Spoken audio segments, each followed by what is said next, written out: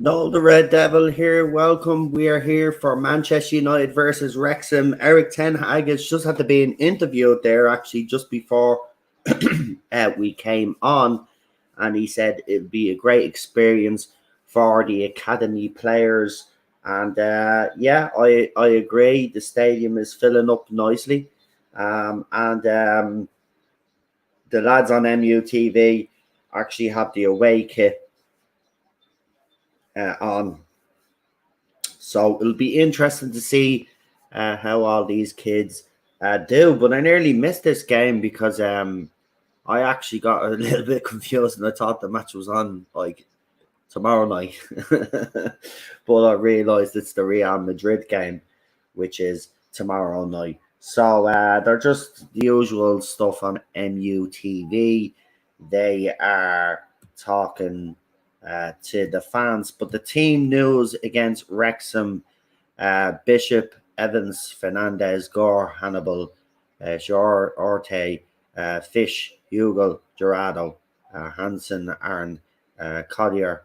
The subs are Harrison May, Vitek, Joffrey, Kambawala, Pai, Odi, Delhi, McNeil, May J, and they are the players that are coming up. Some of those names are very hard to pronounce, and I do apologize if I mispronounced some names. But I've got me beer ready to go, and then at half time I have a pizza.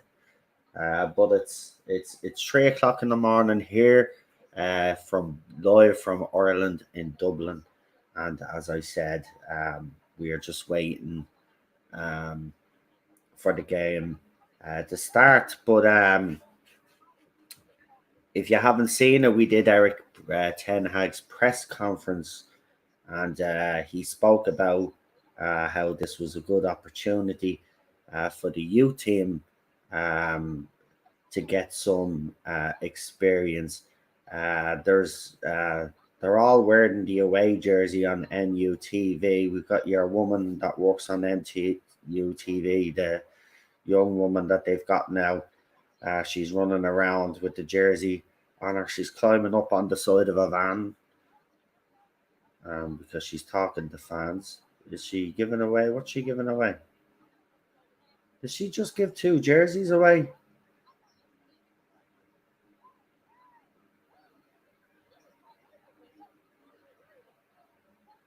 Don't know. She might have gave two jerseys away there, but yeah, they were talking to one of the Wrexham owners, the ones that what's his name, McInerney, and he was saying it was a privilege to play against United, and yeah, the score lines, yeah, on MUTV, they're idiots. They predicted the score line.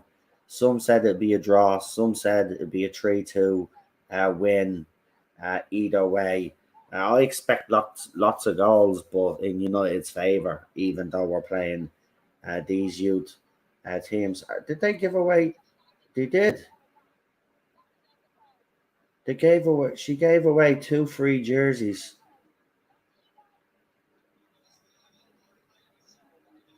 But your man kept putting the jersey down. I don't think he wanted it because obviously the Glazers are still here because a lot of you Manchester United fans, um, a lot of Manchester United fans are not going to buy the jersey because obviously the Glazers are still the owners, which makes absolutely no sense because, as I said, they won't leave until they get their 6 billion. It's as simple as that. So buying the jersey or not buying the jersey is not going to make a difference, really. And with financial fair play, I think fans should be going out and buying the jersey.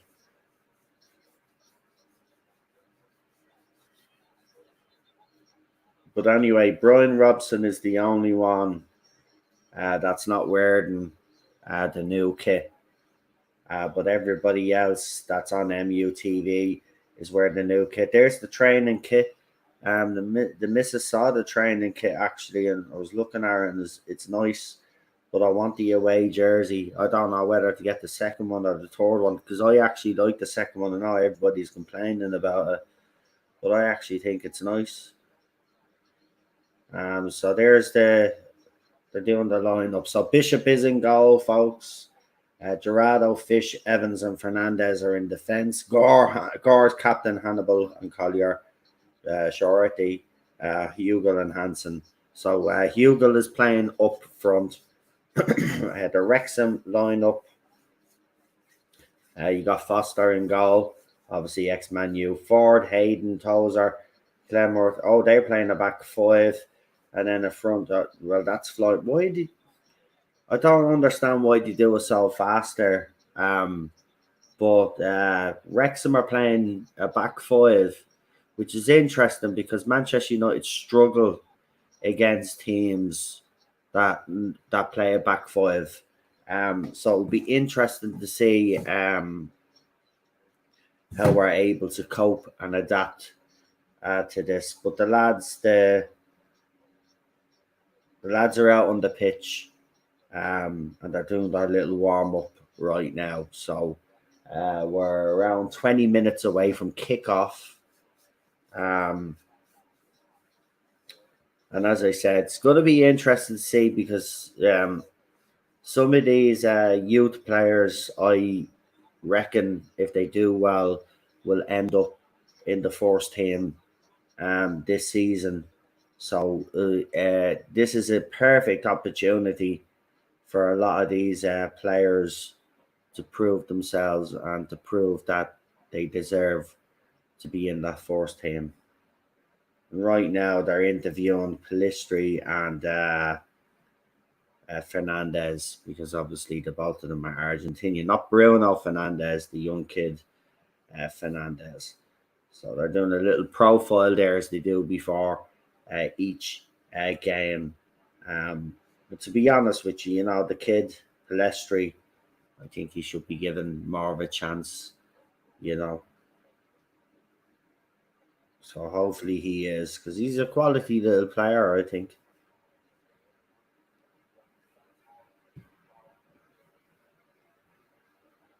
Anyway, be interested to see how this goes.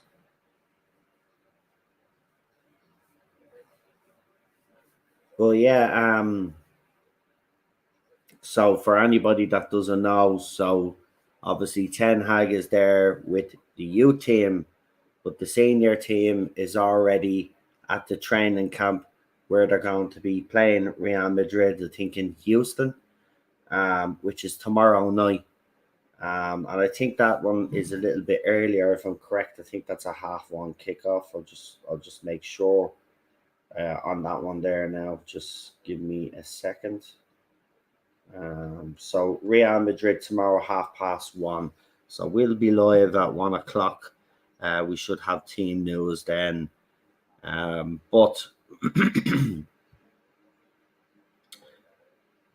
we've done well so far pre-season. Let's hope we can keep it up, keep the momentum going. Real Madrid is going to be the first proper test, in my opinion. And it'll be very interesting to see how we handle that. I reckon that'll be the game that Onana will be introduced to Manchester United fans, as in be in the squad. And it'll be very interesting to see how we play with our goalkeeper. Now, remember, we're still short of a number 9, but we have been told by the manager that Anthony Martial is back in training.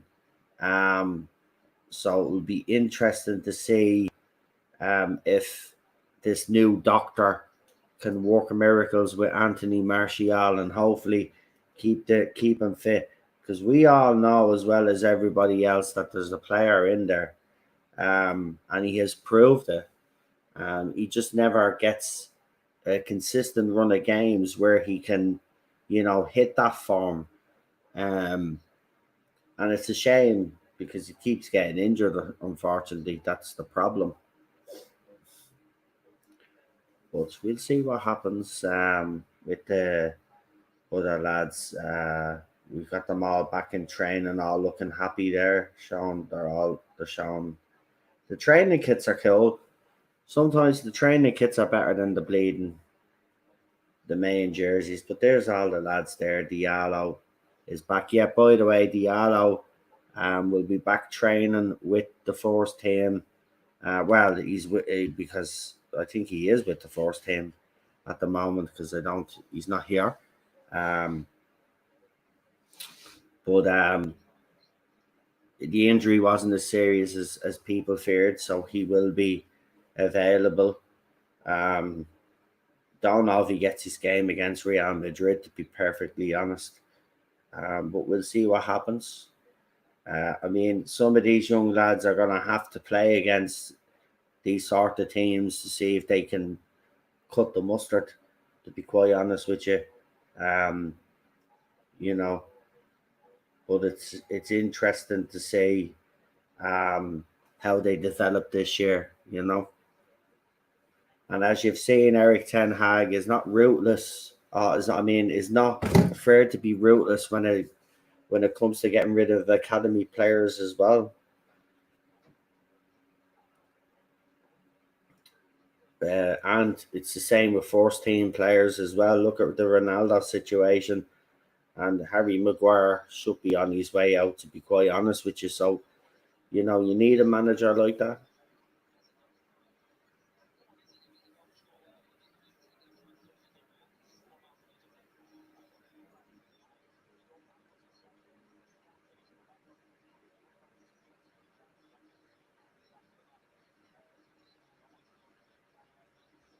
I tell you, the jersey on camera, everybody is saying it's rank. It looks nice, man, when it's on. See, that's the thing. People see the jerseys without it on. People, you've got to see the jersey on you. The only thing I will say about it is the team viewer logo. It's not bad on this, but it's still I still don't like the team viewer logo. It's absolutely awful. But that's the thing. It's the same with this jersey, and the fact that the stripes don't go down the back is another thing. They put a green square in the middle, which kind of didn't make any sense. I suppose that's where the number would go, but still, and it'd be a white number, so it kind of makes sense with the name. But still, for people that don't get names, and they should have put the stripe all the way down.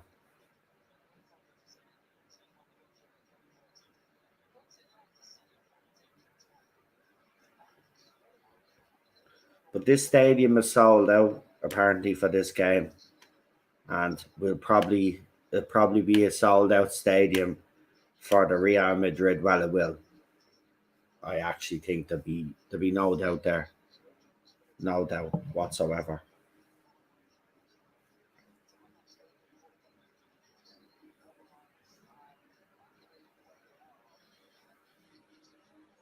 It's madness. Two games in a row, but look, we do that again. We have a bit of a break after the Real Madrid game. Then we play another one, and then I think we play two after that as well. It's madness.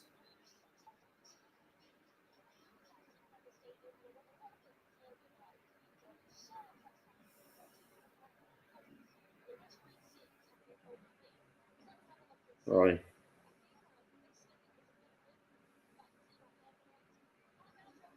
Just want to make sure. Yeah, she's giving away free jerseys. She's gone around giving away the home jersey to Manchester. See, the back of the jersey just looks awful, but the front of it looks great. I mean, if they were giving away the third kit, I would take. Well, if they were giving away the second kit, I'd take. I'm not going to lie, but seriously though, if they were giving away that third kit, I'd take it. But as I said, the second kit is not bad, except when you look at the back of it, the stripes go down a little bit, and then they just leave a big green patch. And I get it because that's where the number will go and the name and stuff like that. But still, I don't. I actually do like that jersey. When you see it on people, it looks very well, man. Anyway, don't forget to like, share, and subscribe. We are 10 minutes. Are we? Well, roughly about 12 minutes, no, 14 minutes from kickoff.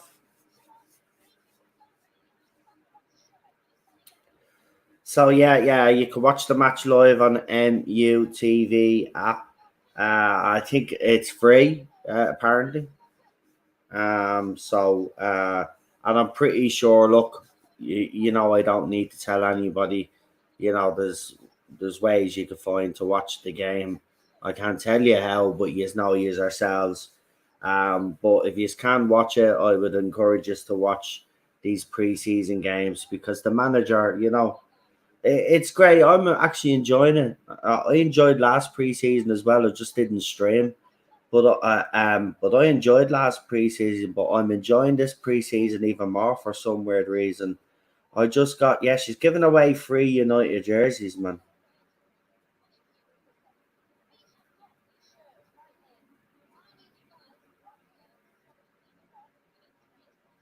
Madness, man. They're giving away free away jerseys on MUTV. Man, she's literally just giving them to people. They're all wrapped up, so they have to throw these.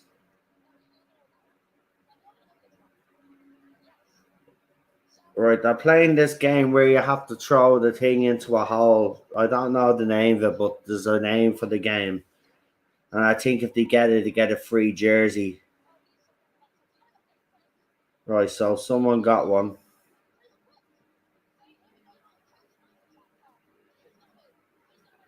Right, so the fella in the white jersey has gotten one. Well, that was a bit of a pathetic throw. This is fun. They are. They're the proper jerseys. You just have them tied up. So they have to try get these jerseys into a little hole that's on a ramp, right? There's a hole on top of the ramp. And they have to throw the jersey, which is being tied in a ball, into the hole. And I suppose whoever gets the most into the hole is going to win the jersey. But there's literally Man United jerseys being tossed into a hole. The away jersey. Some fans will find that ironic.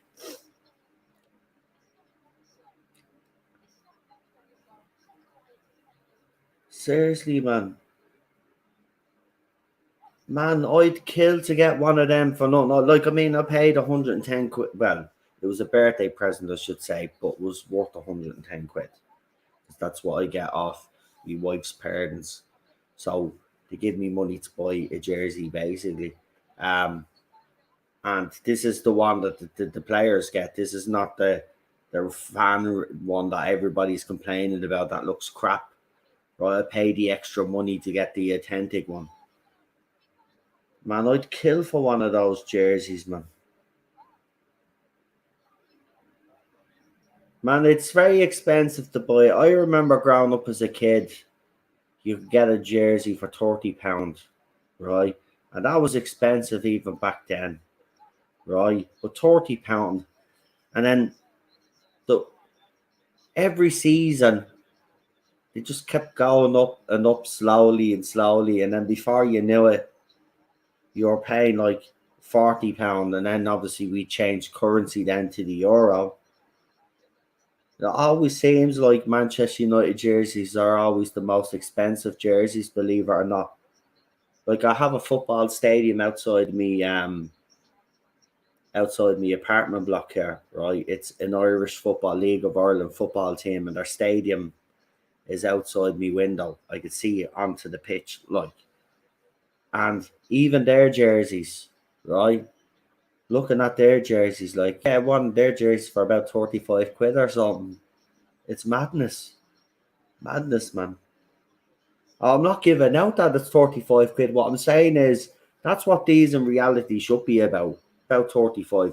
Because, like, they bring out three jerseys, right? So if you charged around 35 quid or 30 quid for each jersey, think about it. A fan could then buy all of the jerseys if they wanted to because 90 quid or say 100 quid for three jerseys, I think is reasonable, right? They don't cost much to make. Remember that, right? They like we get right. People buy the knockoffs, right? But these, I suppose, are no different because Adidas can't say, but over there, Adidas, right? They know what they say where they get made and stuff like that. It's not countries that have problems with that sort of thing. You know what I'm talking about? Um, like it's madness. Shouldn't be, shouldn't be charging that much.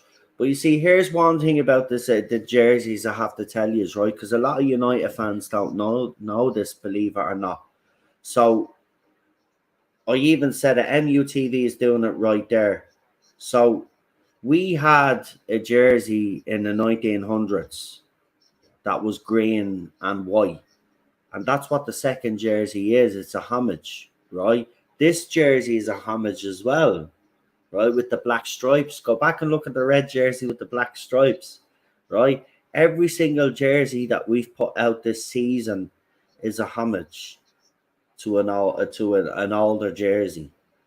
They're just not done very well. The red jersey is lovely, right? It is. A lot of fans were looking at this up close and having it on me. Trust me, right? This is probably the nicest jersey, in my opinion, that we've had in a while, right? And I bought that grey jersey that we had and the red jersey that season. That was the last jerseys I bought actually. Um, and I still have. Actually, hold on. Watch this. Give me a second.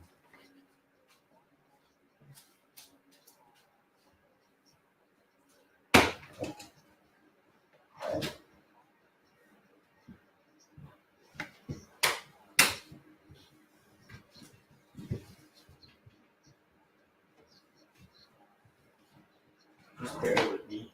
Bear with me. Bear with me. Bear with me. My hair's in the way. Where is it?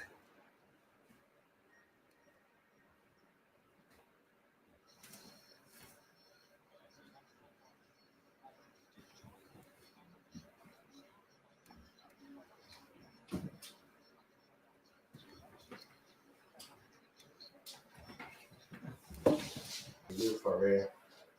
Hold on, man. Can't believe this is actually happening. Where is it?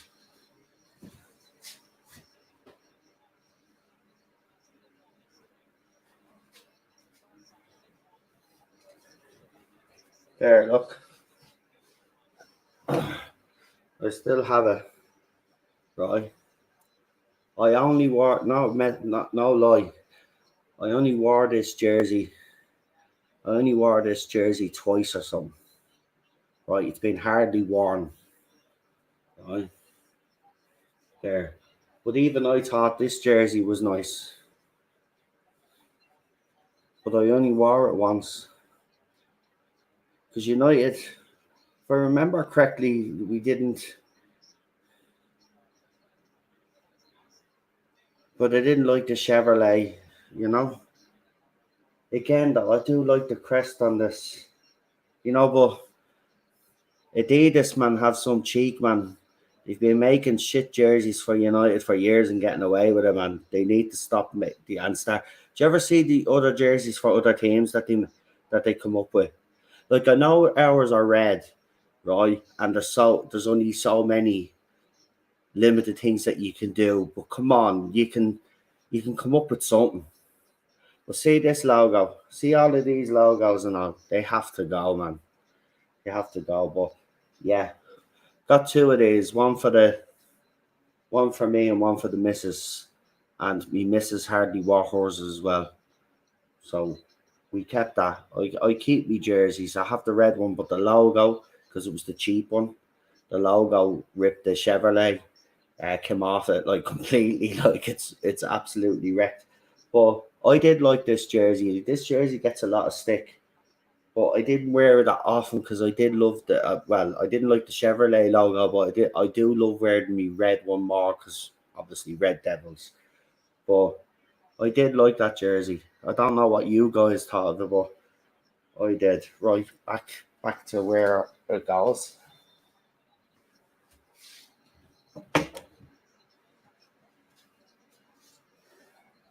And obviously, this is the red one. And you'll see what I mean about the logo on this. So this was the red one. You will remember this one. And again, this had the black stripe on it as well. But I did. It was a bit different because obviously we had the black. But look at the Chevrolet logo. I'm actually hoping that it comes completely off. Because then it'll be a nice little red Man United jersey. Um, but I don't know what you guys thought about the black on the bottom of it, but I wasn't really, you know, I loved the jersey, but I wasn't.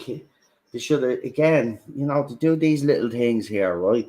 But then they leave a big black. That should have been red. Sorry, that should have been red. I know black and red is in our flag and all of that, but it's the home jersey. Did you know what? It kind of pisses me off. The home jersey should be red, right? The away jersey, in my opinion, should be black, and then the third kit should be white. It's as simple as that. Red, black, white. And here we are. We're out now. So I'll shut up now because the teams are out. We got the big American flag. Are they doing the national anthem? Hold on. Let's see if they're doing the American national anthem. Yeah, they are. Why are they singing the American national anthem for two British teams? Can anybody explain that?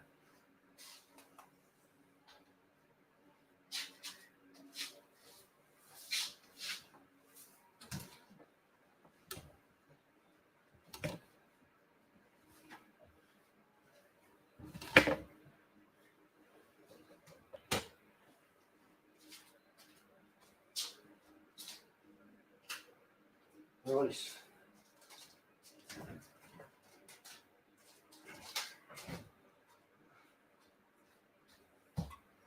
Right, let's do this.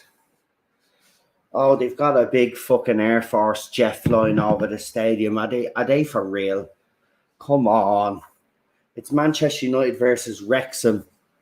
Not Manchester United versus just in case, no product placement.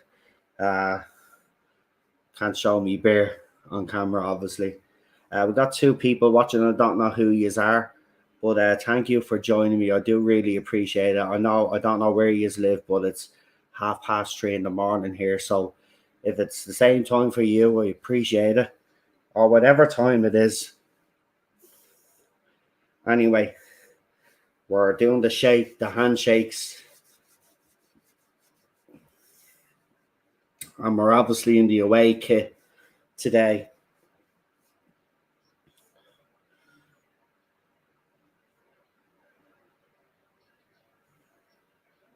So Wrexham, Wrexham are in the red, and we're in the away kit.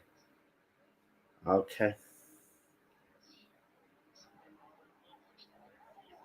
I like to have the commentary up a little bit. Once I'm talking and you don't really hear it, we won't get copyrighted. So, because I don't like looking at a screen without, because you need the match on. Actually, do you know what I could do? Where's my earphones? Hold on.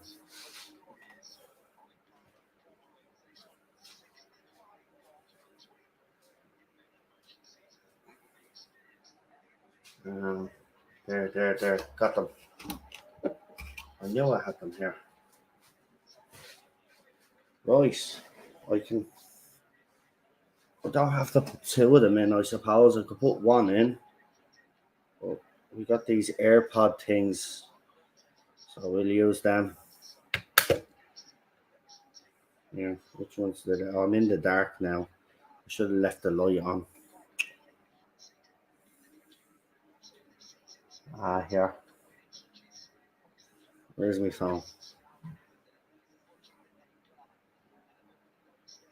That says right. Okay, we got me right here.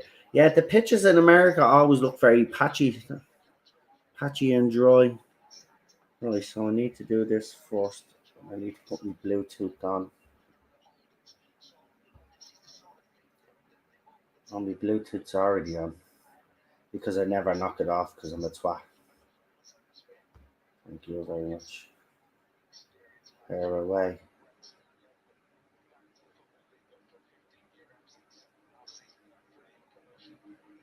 Should they not be automatically? Come on. Okay, you have to connect these bad boys. Do I have to put two of them in my ear? Is that what I have to do? This is balls, man. Come on. Right, we're about to kick off anyway. Foster is having a laugh there. Right.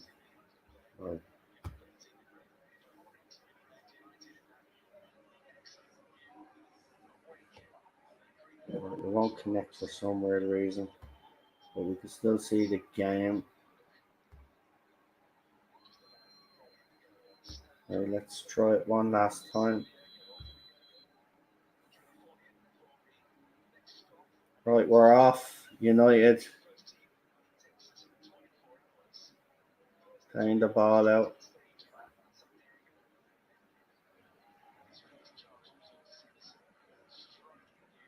Oh, I know what I have to do.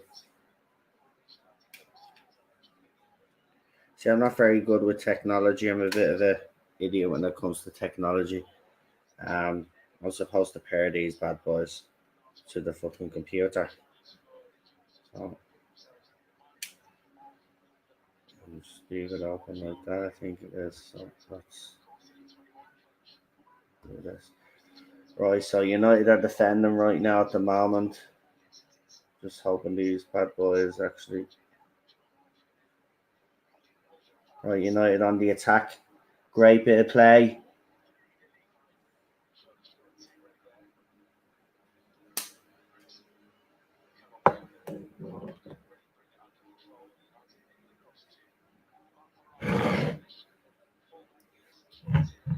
I've got a suspicion it's because my Bluetooth is on my other computer. No, it's off. Anyway, United are on the attack.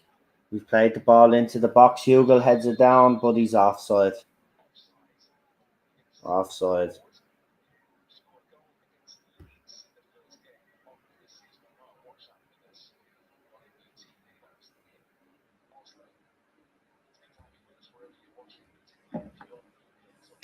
Be interested to see how Hannibal plays. We got Aaron Hansen on as well. He had a pretty decent game.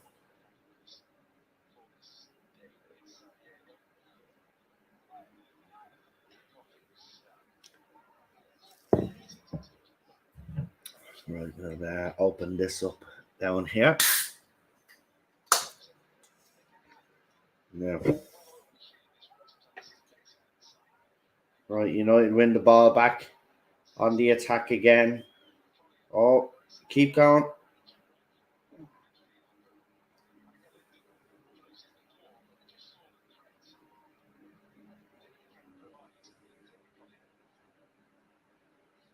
Yeah.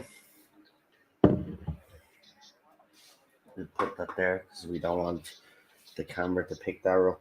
Right, let's see if this works now again. Oh, put the Bluetooth on.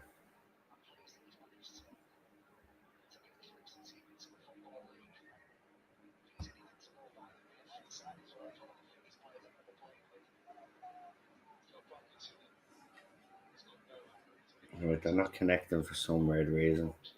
It's a pain in the hole.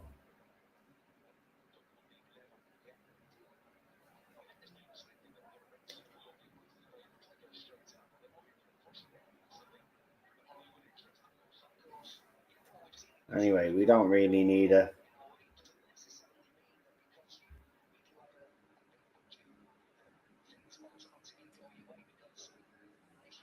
So I don't expect us to really dominate this game in large parts, but I do expect us to score a couple of goals. But already we're playing some beautiful football into the box.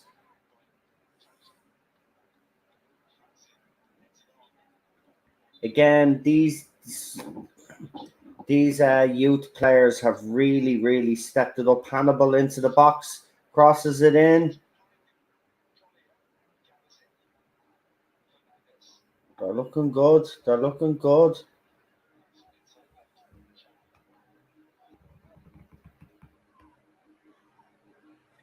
They're playing some beautiful stuff right now. Manchester United on the attack. They've got the ball. Hannibal has the ball. Controlling it very well. Passing it around. Hannibal again, popping up early in the game. Crossfield, ball out to the wing. What a ball into the box, but Hugo loses his footing. Unlucky. But again, with the number on the back of the jersey, with the white number, you can actually see why it makes sense having the green patch on the back of the jersey. But again, they should have put the stripe down all the way down. But 5 minutes in, the young lads are really taking the initiative in the game. We're actually playing very well. I wasn't expecting this. Hannibal again tried to play the ball through. A bit of a misplaced pass, but you could see what he was trying to do there. Hannibal is going to be something else, man. You could just tell when you see some young players how well they're going to do.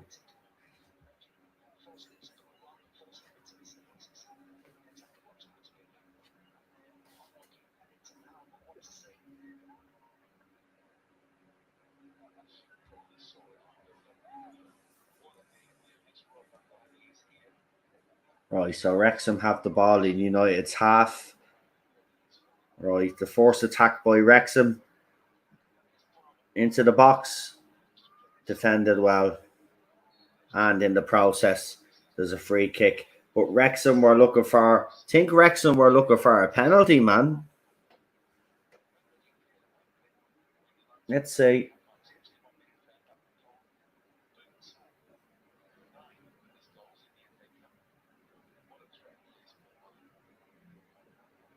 No, I don't think he liked the tackle.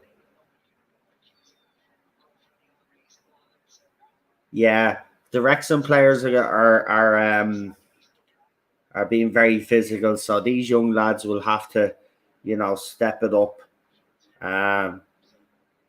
Shorty there got a bit caught out there, but he's done well. He's been doing well pre-season. A lot of these young players have stepped up.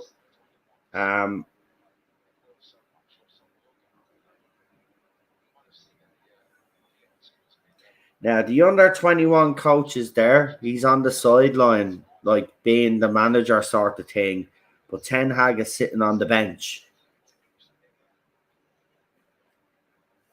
A very interesting thing what he said in his interview, his press conference actually, where he said that he took control of everything back behind the scenes, and he has the academy players playing the Ten Hag way. He's implemented his philosophy into the academy players. So every academy player that comes through now is going to be playing the way Ten Hag wants them to play. So when they do get into the squad, then there isn't, you don't need that much time then for them to adapt into the team. And I think that's very clever. But that's what Ferguson used to do. Ferguson used to do the same, I think since we got other managers in, they kind of neglected the academy a little bit and just let the academy managers, do what they wanted. But managers, if you're the senior manager of the senior squad, it's up to you to implement all of those things so they trickle down. And it's good to see that our manager is actually taking, the academy serious, and he wants these players to play his way. So when they go into the squad, they're already adapted. And that's what we need. We need that because we've got a world-class academy. Despite the problems that we have, we're still producing some great players. Some don't make the cut, obviously, but some do go on to have decent careers. Like, not all are going to make the cut, you know. But a free kick to United there, stamp on the foot there by Clevenworth. Hannibal is standing over the ball. It's about it's probably about 30 yards out. He can't be. He can't, I don't know if he's going to be shooting this. He probably tries to dink it into the box. But we'll see how we play these. Because again, this is another weakness of ours, and has been a weakness of ours for a couple of seasons, or for a good few seasons, is set plays. But he tried to play into the back post. Didn't quite work out, but it was better than what normally happens, which is we balloon the ball because someone decides that they're going to shoot from that distance. Wrexham tried to play the ball quick there, but the ref has pulled it back. But I'd say so far, 10 minutes in, these young players have stepped up and are doing very well. And I would say that so far it's United on top. With United on the ball again. Garrett in midfield. The breaks. Again, we seem to be controlling games in midfield a little bit more this pre-season, and I'm loving it because that's what we need to do.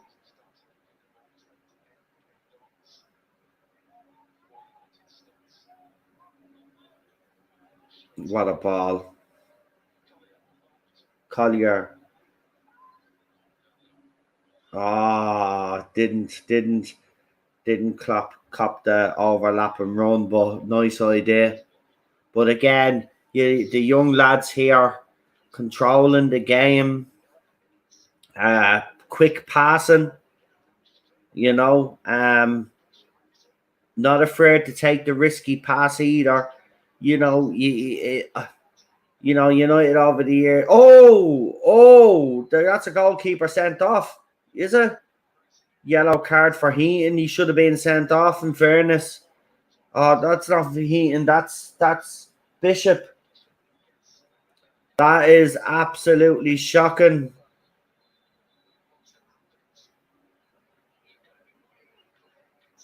The referee could change his mind here. I don't know if he will, but that is shocking from Mullins is out. Mullins is on the deck here. Mullins is he could be just winded, but hold on, the ref. The ref is going. Is he looking at? Let's see this again. So it's a pump up by he comes out of his box to try stop the bottom. Right. If that was the Premier League, right?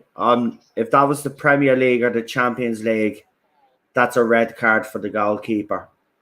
And he's at the literally flat line and Mullins. And I don't think Mullins is getting up from this.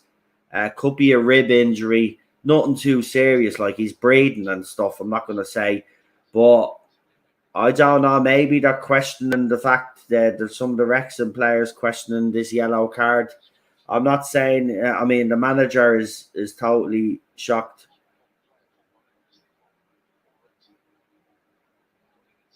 You know what? He may have got his ribs done there.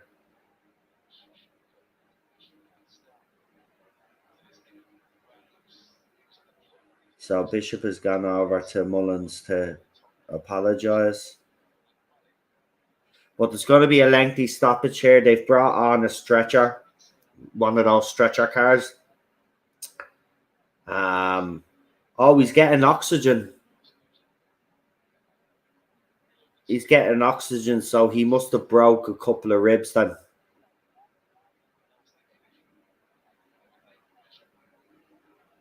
In fairness, I don't like to actually say it, because it's our goalkeeper, but that's shocking. That's shocking by Bishop. There is.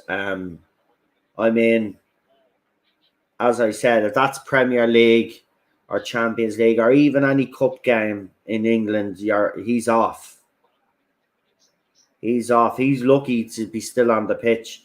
I would actually take him off and put VTech on, to be quite honest with you. I would. Because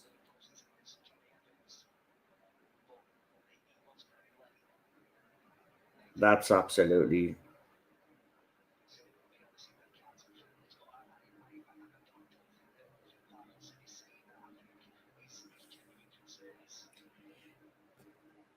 Again, they're showing again. So it's a pump up the field. Mullins is chasing the ball with Johnny Evans.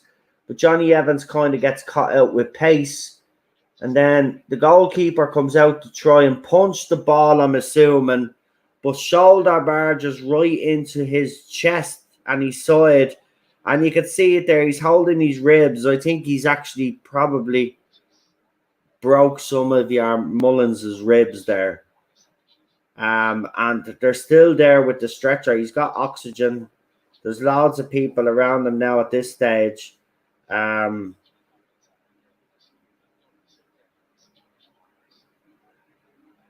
mean, Mullins is a big player for Wrexham as well, you know. So he's going to be a huge loss if he's out.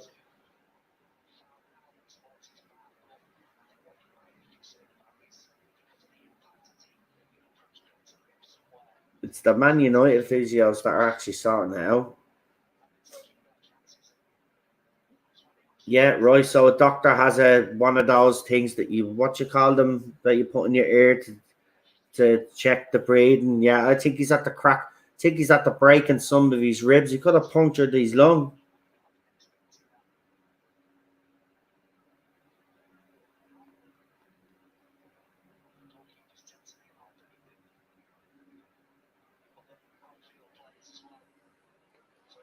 I mean,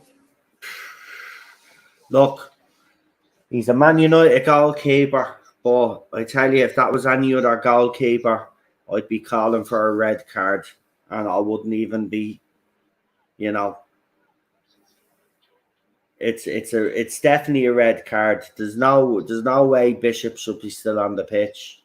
This is absolutely.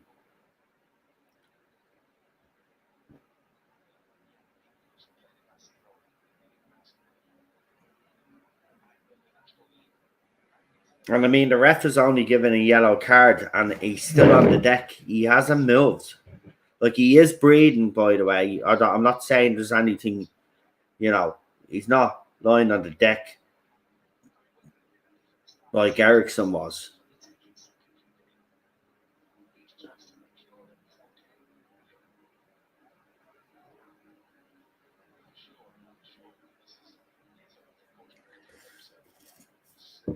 Well, he's sitting up, but he's got an oxygen mask on him, but he's sitting up. Right, so that's good news, because we don't want to see any player injured. But God honest truth, if that was the Wrexham goalkeeper and the United player, we'd be calling for a red card. We'd be calling for a red. Bishop is lucky to be on the pitch. That was reckless, man. I get keepers coming off their Ten Hag wants keepers to come off their line and stuff like that. But when you do something as dangerous as he done, now he may have just got the wind knocked out of him because he's walking off there, but he still has the oxygen. So we'll find out now in a few minutes if it's just he got a bad wind knocked out of him, or well, he is being substituted anyway because they've got the substitute warmed up.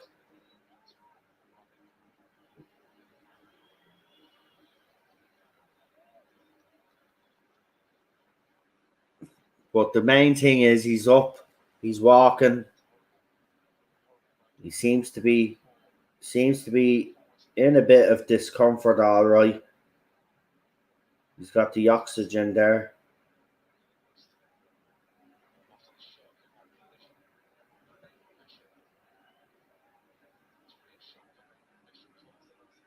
But Wrexham get their free kick anyway outside the box.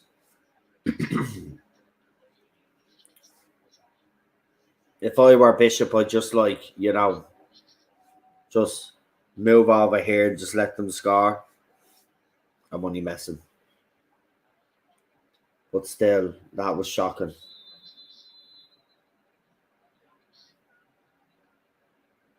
It doesn't matter whose goalkeeper it is. I don't like that shit. But anyway, they've scored the free kick. But Bishop, you are one lucky goalkeeper.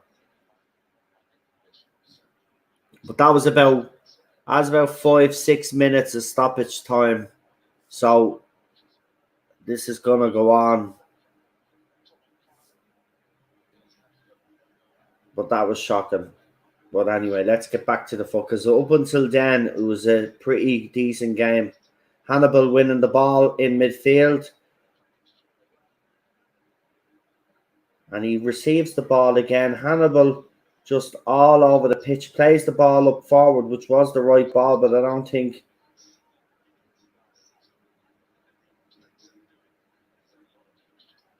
the ball wasn't red. But here we go. We're in the Wrexham half. We're playing decent, Let's hope the stoppage doesn't ruin momentum.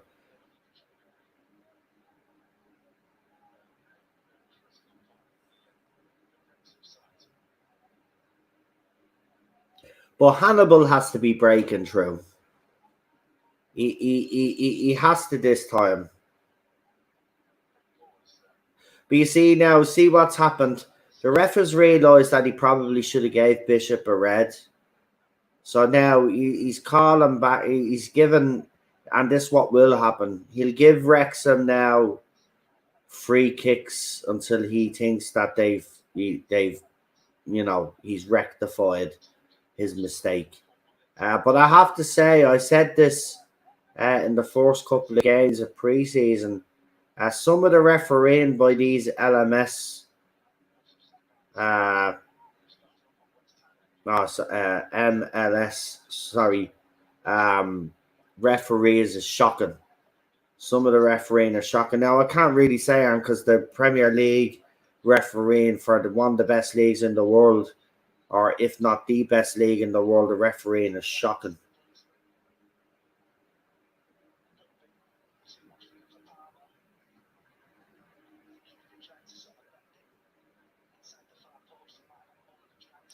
Right, they're trying to long throw Wrexham into the box. They did this a lot. Jesus, that is some long throw though.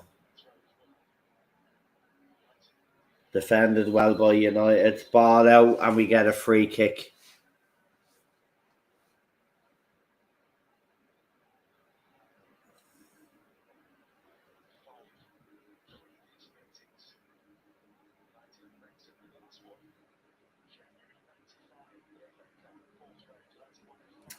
Hold on. Is that Tom Huddle? That was not Tom Huddleston. Tom Huddleston is on the Manchester United bench. And I mean as a coach. But I think it's for the cap. He's there. That was definitely Tom Huddleston. Wow. What was that? Right, the match has kind of gone a bit scrappy because it is him.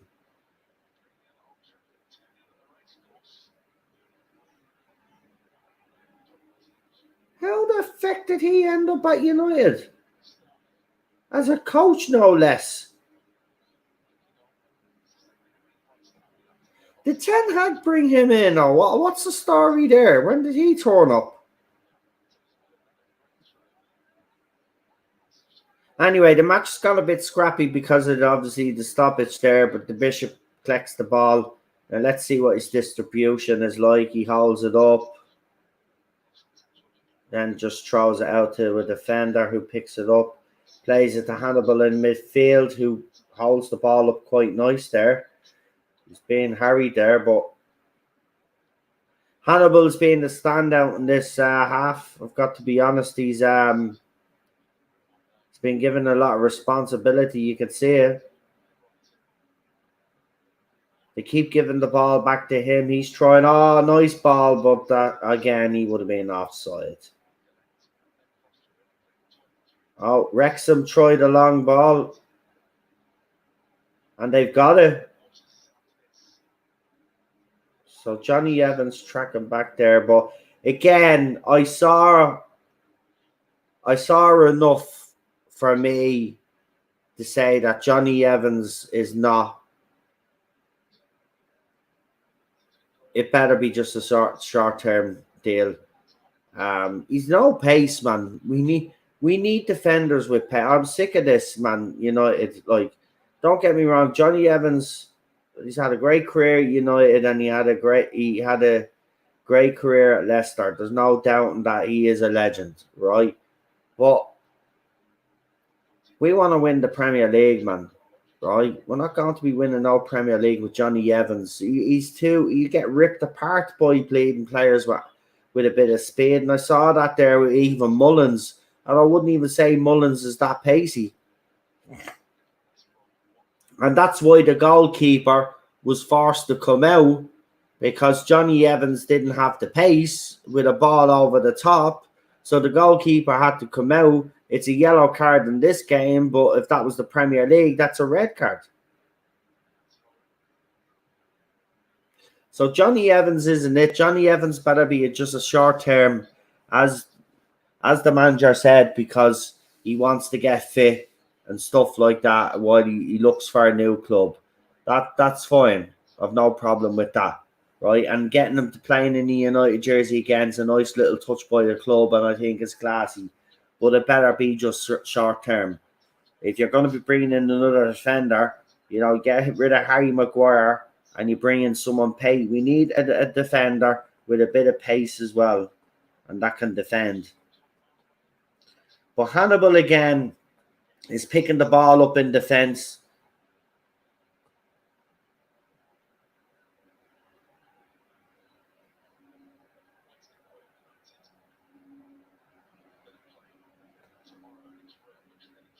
Again, it's fascinating watching Hannibal, because he's one of these players, right, that it doesn't matter where you are on the pitch, he's going to pop up. He pops up everywhere. And I mean, he's not just one of those players that pops up and doesn't do something with the ball. He does something with the ball. It's fascinating watching Hannibal.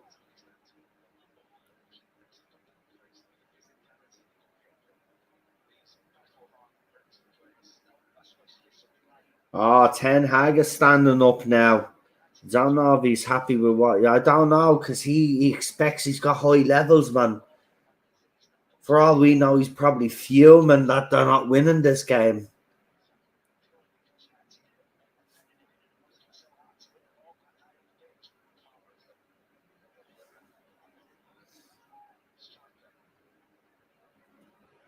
But you know what? 27 minutes in, I think these lads have done well. Couple of players just need to tighten up a little bit. They've got to understand as well, though, and I hope it's been emphasised to these players, you've got a certain amount of time to prove yourself to the manager. So you've got to give it your all. And, try eliminate as many mistakes as you can, make as less. But Hannibal again putting pressure on the ball. I mean, as I said, the kid is turning up everywhere, right? First he's up forward, then he's back in defence, then he's in midfield. I mean, we knew he had something about him, Hannibal, right? Because he's been put out alone and all, but it's been frustrating as a Manchester United fan.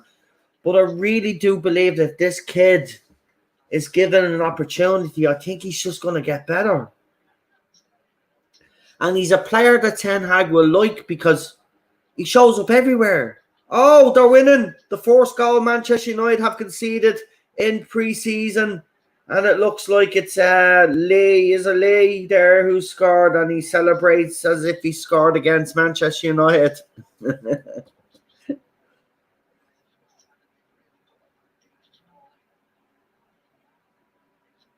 Okay, lads. I mean, look, I suppose you will never beat a bigger team, but let me say, Yeah, we got a bit caught out there.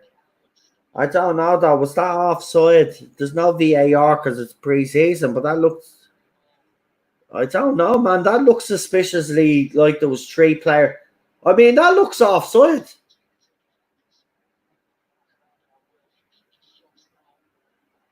I mean, they'd have to show me the angle.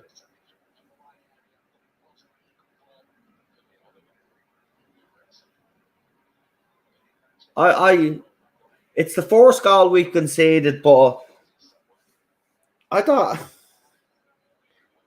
I don't know, man. That looked because there's no what a ball. United on the attack straight away, and is it in? Oh,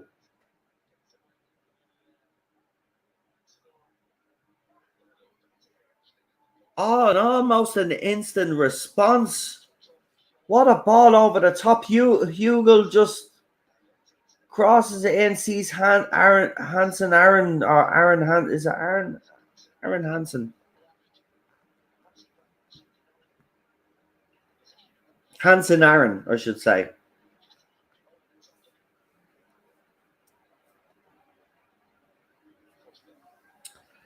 Unbelievable though. Unbelievable.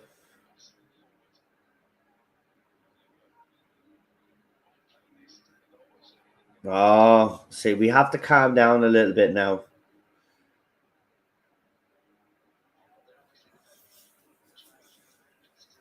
See, this is the see. I treat all these games kind of preseason, and stuff like this. I know they're only preseason games, but I do kind of, you know, I do want to win them, like the manager. I don't want to lose any game.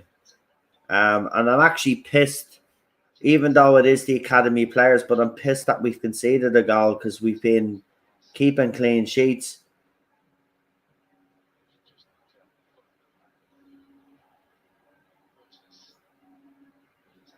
Oh, the tackles are flying in now.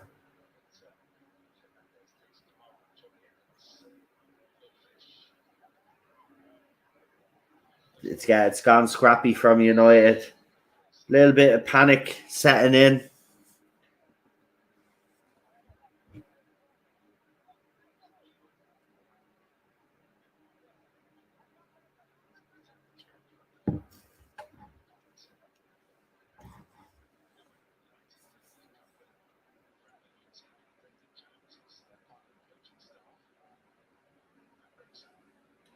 I'm actually annoyed, man. We were doing very well there, but two players got dragged out to the wing, to the left wing, and it left a bit of a gap. But it is the first goal that we've conceded pre-season. But we got to put this in perspective. It is the youth, it is the academy players, but still, you know, in fairness, I think they've played well. I don't even think they deserve to be 1-0. Hannibal bursting through there, keeps running. He's at the edge of the box and he gets fouled. That's a free kick just right outside the box. But Hannibal again pulling the strings here.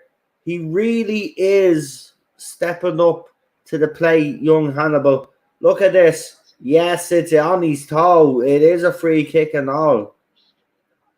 Tozer with the stamp on the foot.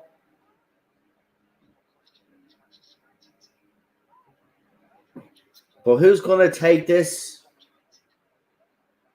It looks like Hannibal again. He's just like, yeah, listen, I'm taking the free kick, mate.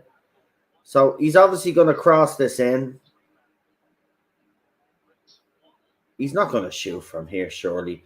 If he does, it'll be a sensational goal. I mean, from there, it will be. But will he? Johnny Evans is up in the bus. See, this is where Johnny Evans is good aerial threat. He flicks it in.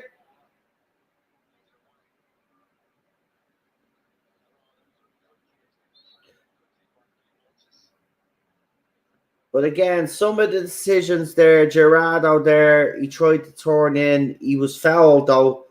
But lucky it went his way, because if it wasn't a foul, uh, they would be up for 2-0. And what kind?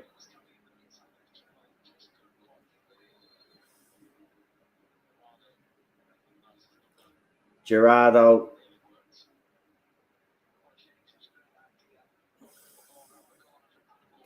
Hannibal again, though, with the ball around the corner.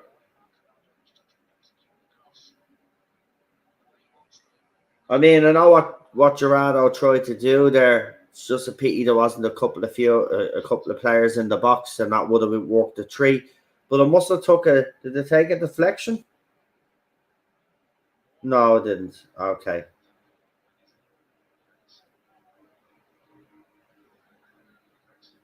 By the way, ex-Manchester United goalkeeper Foster actually celebrated that Wrexham goal. I'm only messing. He's gone ages. I don't have any.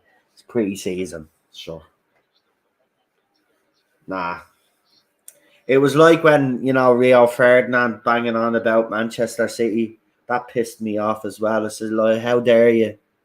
Like, you're a Manchester United legend. There you are in studio acting like a complete twat, celebrating as Manchester City do a treble. Like, come on. I hate that. And Brandon Williams, yeah. Brandon Williams got the stick. It's 2-0. It's 2-0. Wrexham are just 2-0. Defence is nowhere to be seen. Absolutely shocking. Absolutely shocking, shocking, shocking.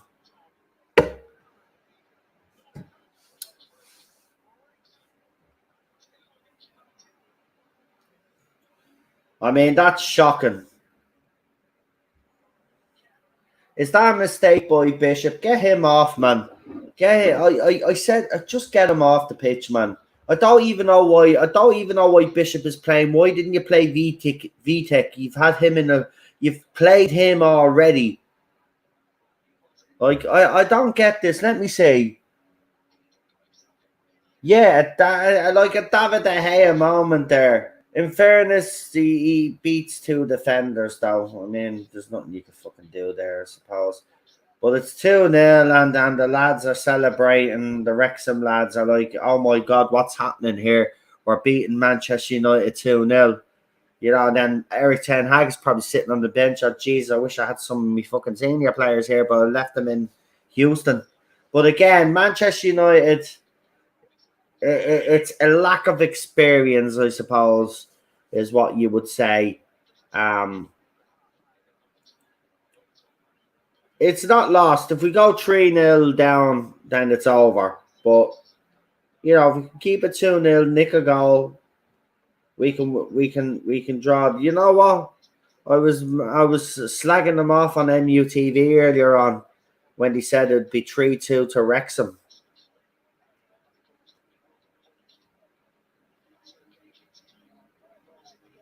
But these young players need to step it up now. This is where you prove whether you've got the mettle to be a Manchester United player. You're 2-0 down, right? And you're trying to break into the first team squad. This is it now. This is where you prove whether you've got the mettle to be to put this jersey on for the senior squad.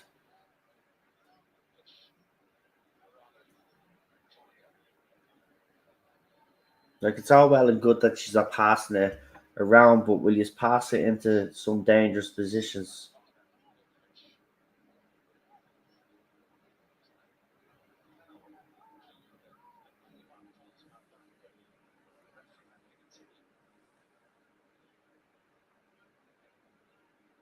Who's he got on the bench again?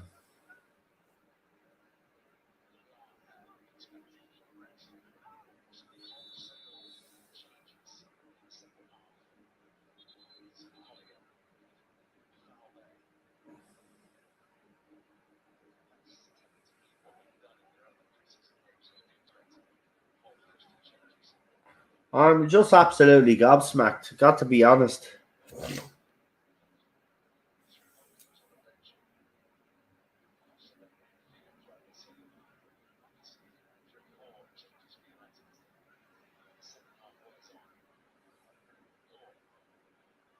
Like, if these young kids think they're on a holiday, you know, we're trying to, we want to keep. Oh, that is awful. That has to be. Referee, at least give him a yellow card, man, for that. He took him out. I mean, if that's not a yellow card, then you know what I mean. What?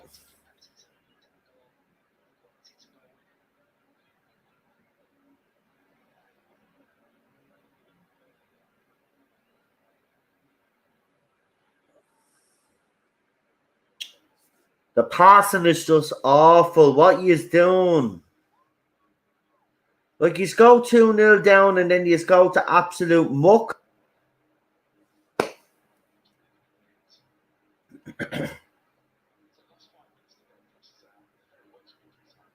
Like, right, Johnny Evans, you're the senior player in this team now. So, do fucking something. Your players clearly need something. Right, Hannibal's on the ball. He's doing these little burst and run.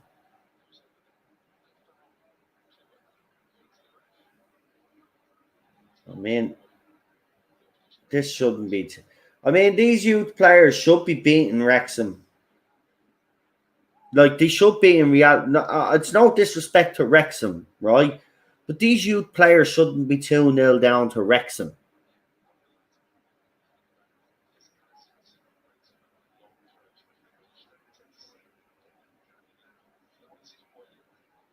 We're on the ball, but like, we're doing.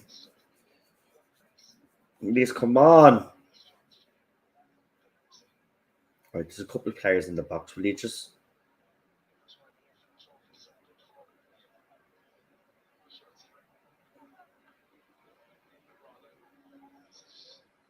cross it?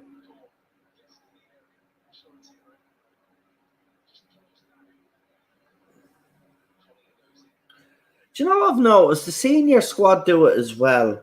When there's an opportunity to, when you've got a few players in the box, it's not very often United do nowadays, right? But when you have a few players in the box, they pass it to the edge of the box instead of actually getting it into the box. And these young players are the same, right? They just want to tip tappy. Like, cross the fucking ball in the box.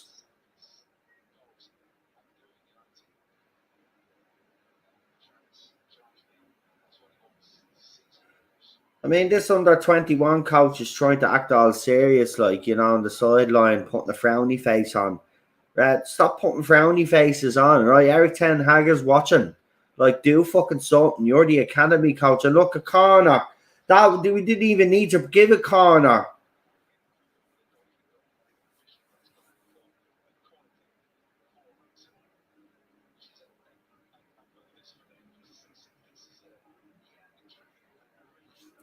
Eric Ten Hag is having a conversation there, and he's kind of.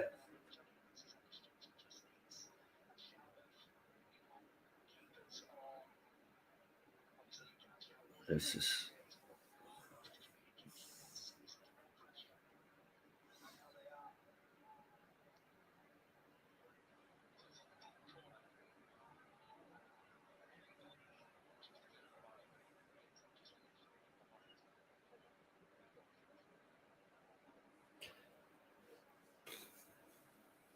I keep forgetting that this is just preseason, but as I said, I don't like losing.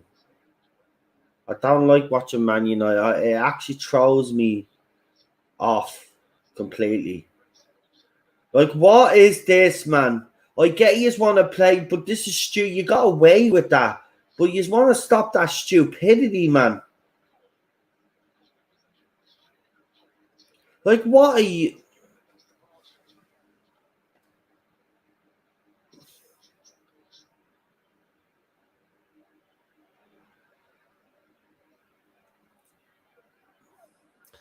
We may as well have Harry Maguire on the pitch. The ball is just.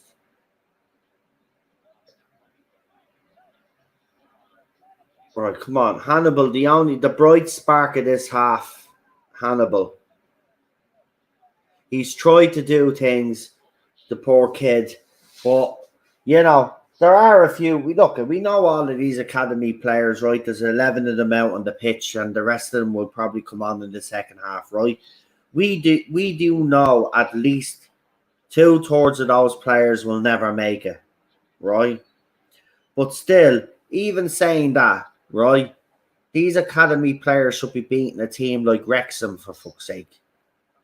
We're 2-0 down.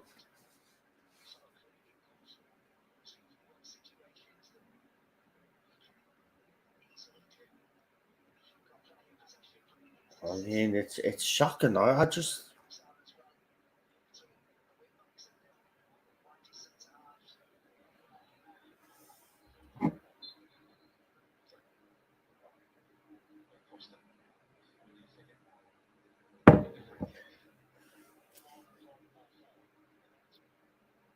Hannibal again trying to win the ball back.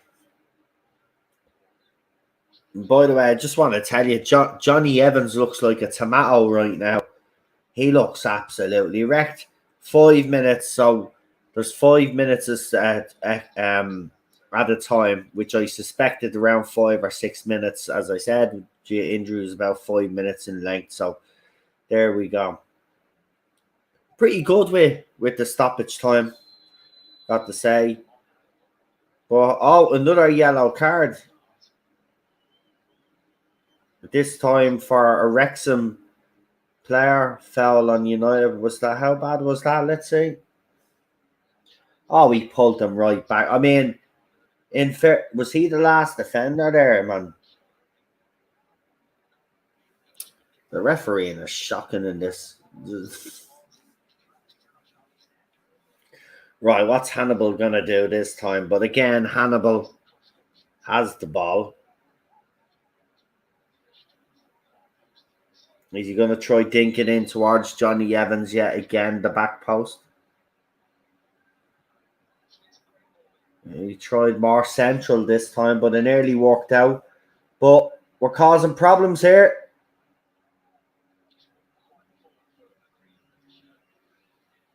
Unlucky lads. Come on. Come on, boys. Step it up. Come on. Get a goal now before feckin' half time ends. And there'll be less pressure on you in the second half to get that.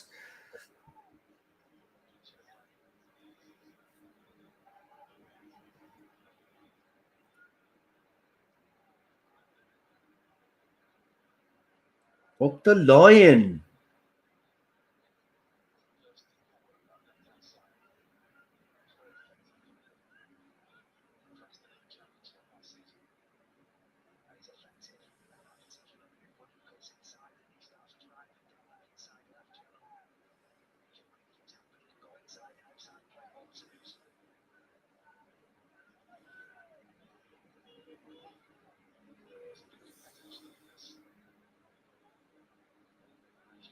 Go on. Oh, is that a penalty? Hannibal's calling for it, but the ref has waved it off. Hugel with the strike.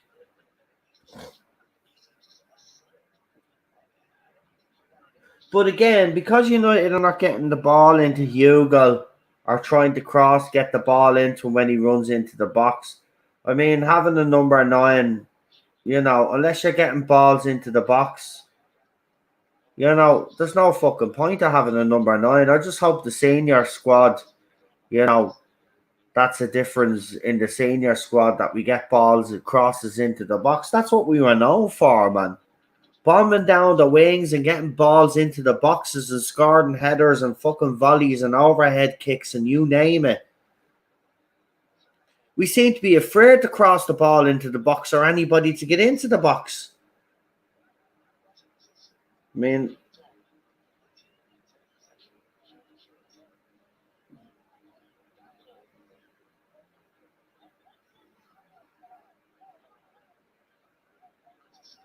just too slow. It's just too slow.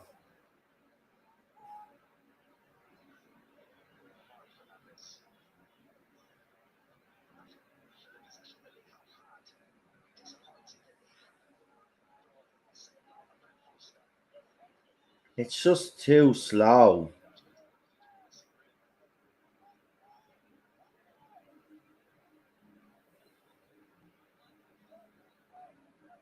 Come on, will you? How long does it take you to take a throw in? Go on.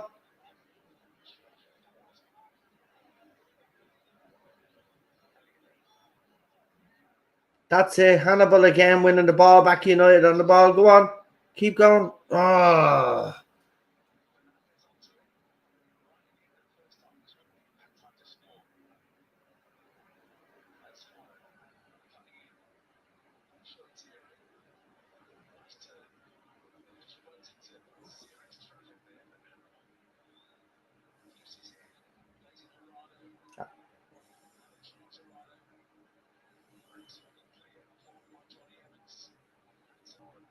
Get it into the box. Go on. Get in. Yes. Gerardo. Gerardo scores a goal. But I've got to be honest with you. I'm sick of this.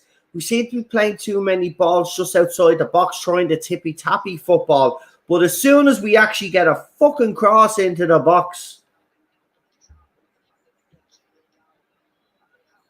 as soon as we get a cross, Fernandez with the cross in the fucking box, Gerardo fucking pumps it in the back of the net. We need to be getting more balls into the fucking crosses into the box, man.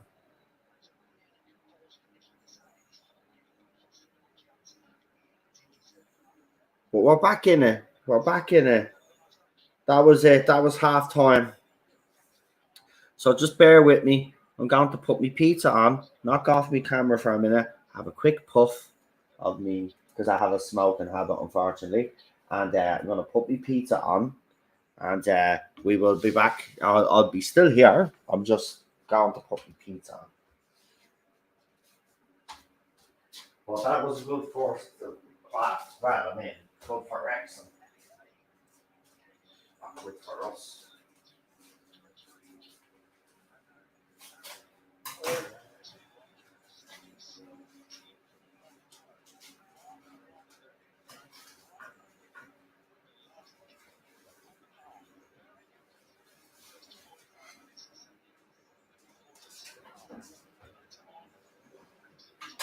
Yeah.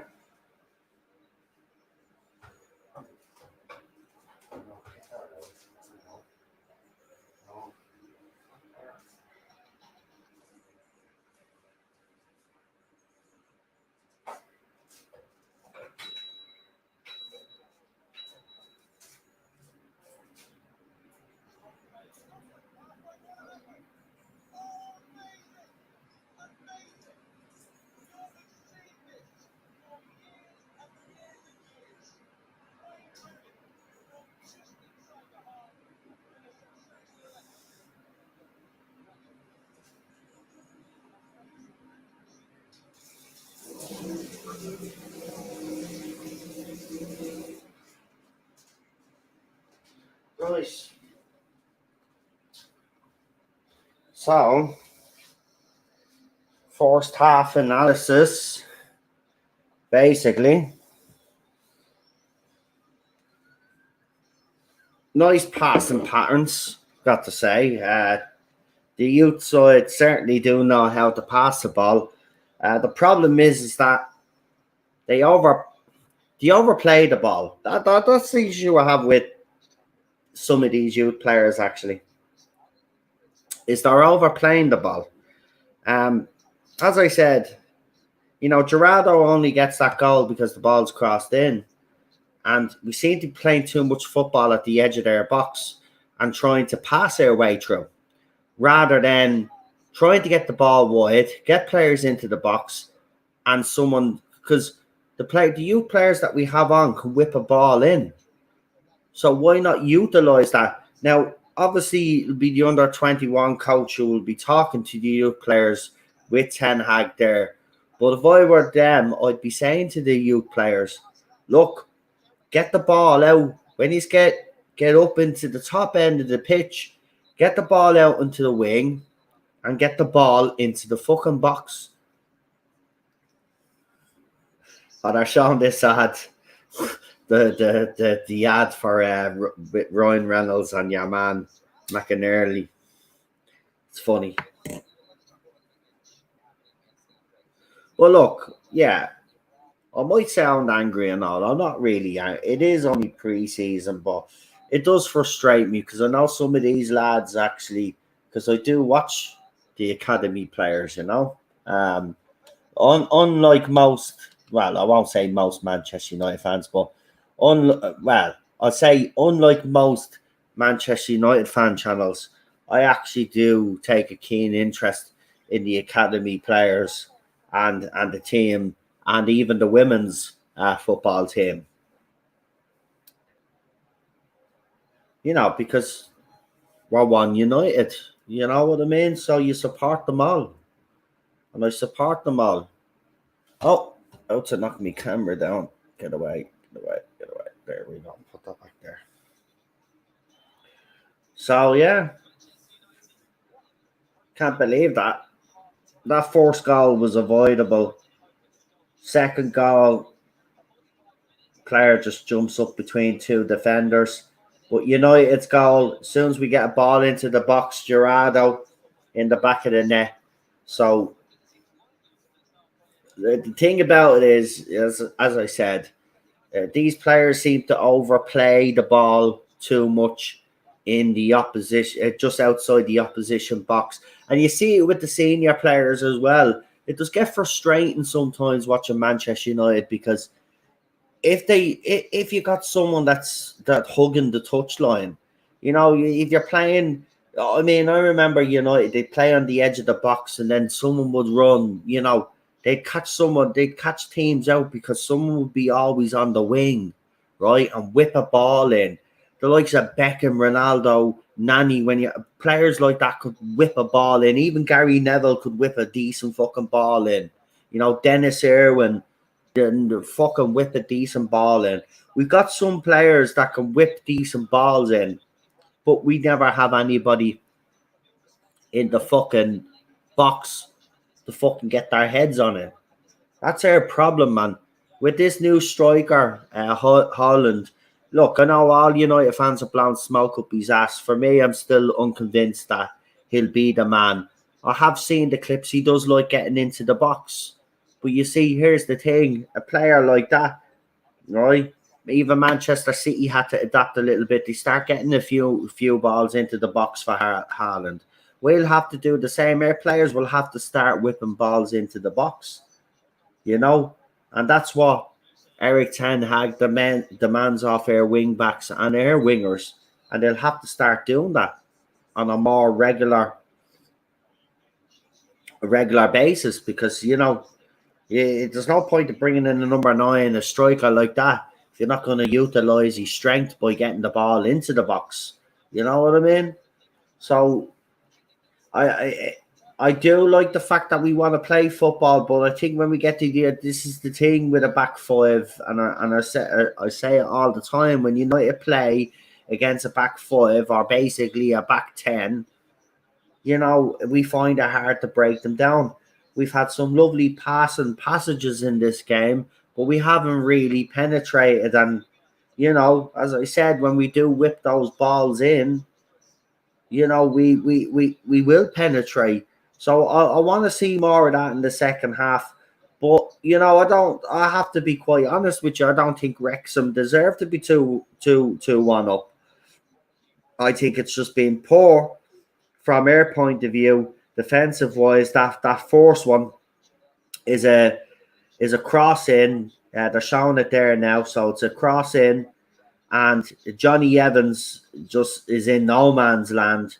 I'm not just blaming him. There's other defenders in there, but it's one of those balls where, the defenders are actually all in no man's land. And for the second goal, well, the second goal is a bit more the same.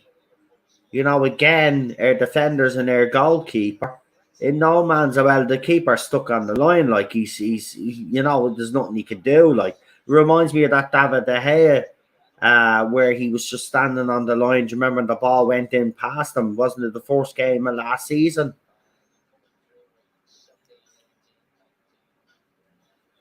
But I reckon there'll be changes. There has to be changes in the second half. He's got a few more bench players to put on. And there's a smell of garlic off that pizza. Garlic on the pizza. What's going on here? Yeah, we'll give it another 5 minutes. A bit much, isn't it? But I'll give it another 5 minutes.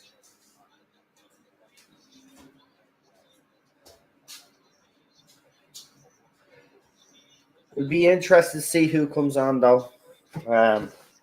But again, so it's a long throw in. Wrexham fella wins it at the front post. Collier jumps up with him, but totally misses the ball. And then kind of it was heading. I reckon it was heading in before the other fella headed it in, but he made sure of it. But that was 2-0. And then, as I said, Gerardo, which they're going to show. But Ryan Reynolds is obviously not there for that game because they're showing the other fella celebrating. So Ryan Reynolds is not at this game.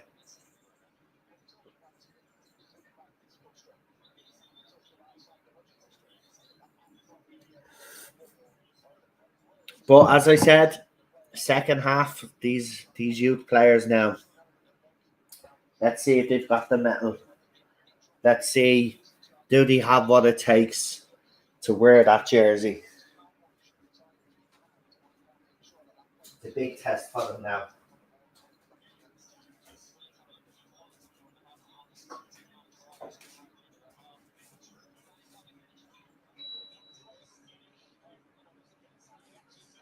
I don't need pizza to overcook it anyway. You know, it's one of those pizzas. It only takes about 8 minutes to cook, so it's not really, you know, it's a frozen fucking pizza, but it does the fucking trick. You know, especially when you've had a few beers, like I have.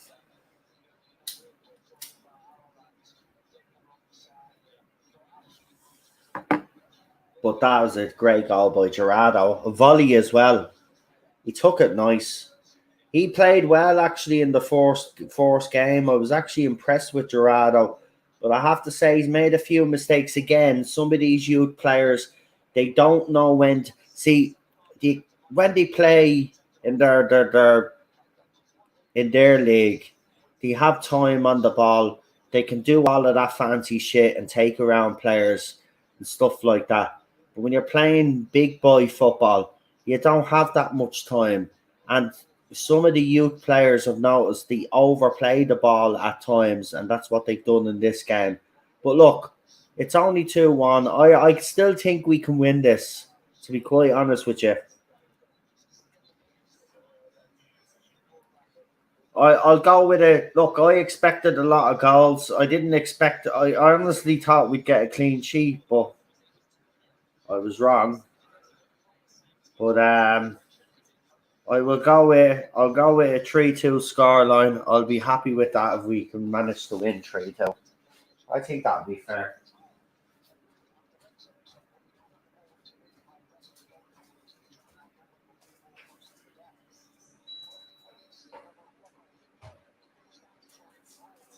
Yeah, of course.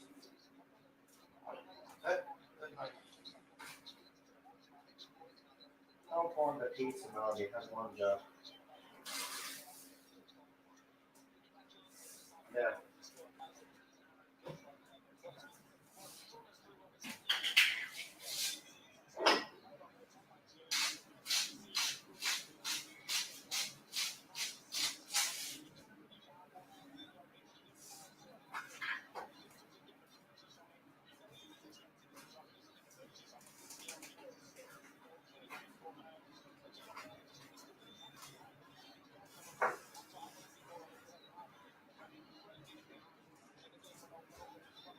Right. Let's do this. I've got me pizza. Second half is going to start soon. I wonder if I wonder what Ten Hag is actually saying. It'd be very interesting to hear his thoughts at the end of this game. Um, right, let's try a bit of this pizza, chicken and bacon pizza. Okay, that's hot.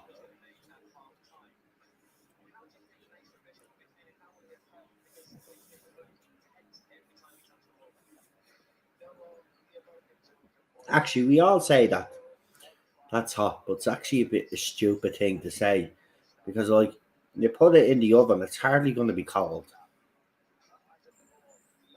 But we all say that that's hot. Right, let's see what happens in this second half because, tell you, I'd like to see a few more goals.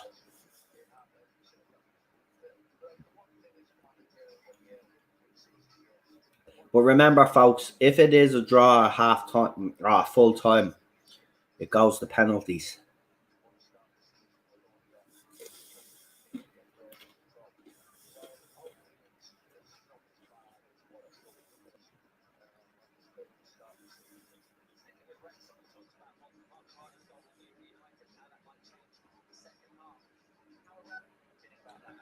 Okay, the linesman's checking the net now, so we're about to kick off the second half.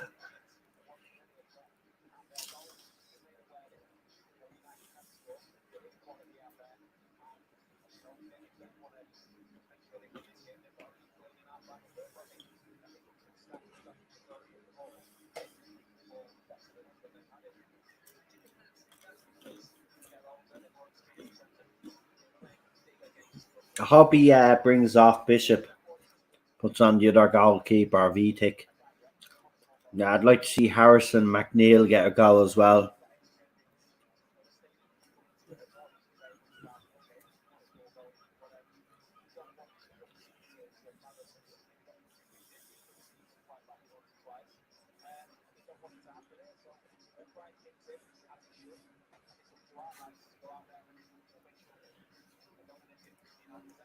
Right, let's bring on the second half.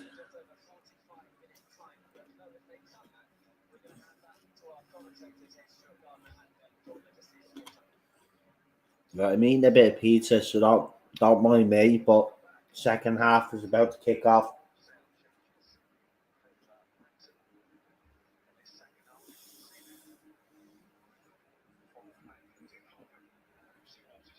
Right,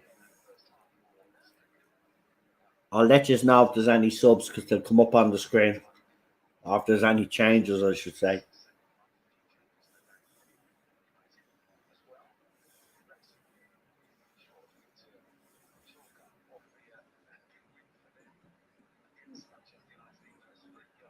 Right, so Wrexham have changed their goalkeeper.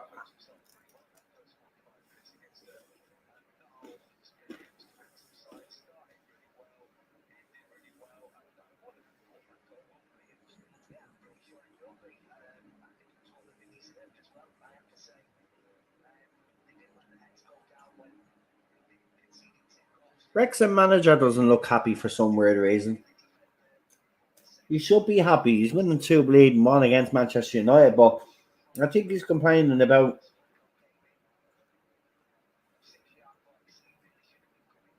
Oh, there's something going on. What's going on here? Oh, the Man United team's taking their time coming out. They kept them waiting, and the manager is not happy.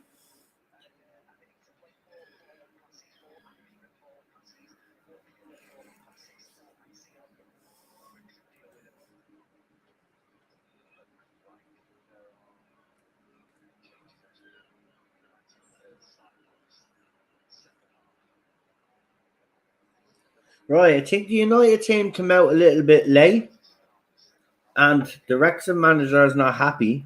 So I'll be interested to see if he says something to Ten Hag as he walks by.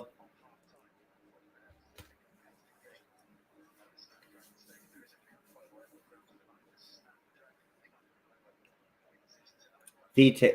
Goalkeeper is on. Nice one. But I guarantee the reason why they were a couple of minutes late is because Ten Hag was having a word.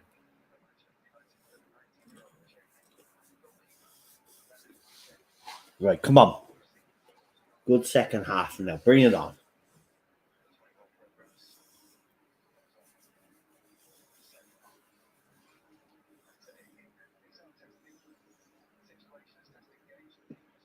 Can't believe I'm eating pizza at 4:45 in the morning. But that's what you do when you're a Man United fan. They want to here go to. Can you next preseason tour? Can you go somewhere where the matches are on a decent time?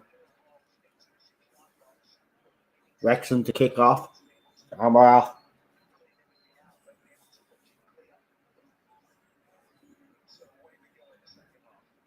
Right. United's goalkeeper has it.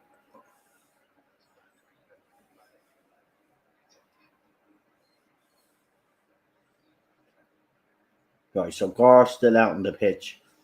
So far, I only see the goalkeeper has changed.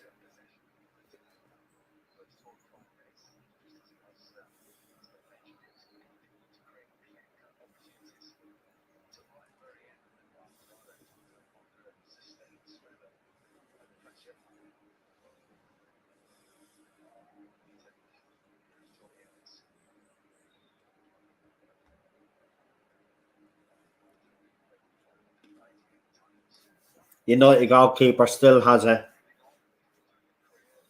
Back to the keeper again. Jesus Christ, lads. I get you just want the goalkeeper to help you fucking get the ball. Come on, though. Back to the goalkeeper.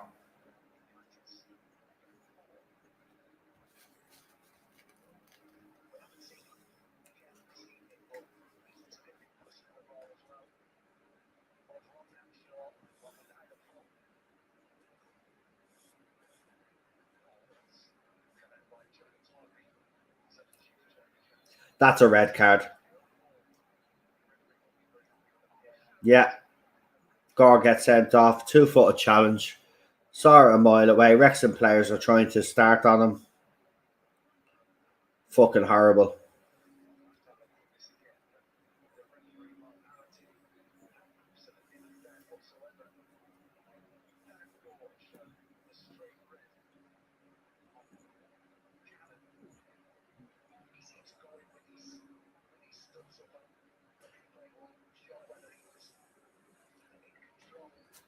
He's off. Gore's off. Fucking 2-footed challenge. I mean, yeah. Oh, it's you know where. Hold on now.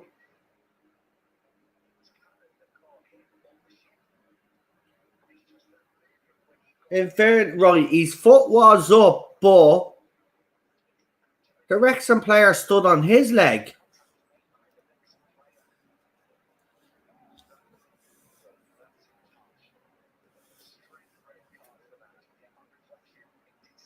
They're saying it's harsh. I agree. Like his studs are shown, but the thing about it is he doesn't make contact with the player's leg. The player makes contact with his leg. So we're screwed now. Forget about a comeback. Not happening.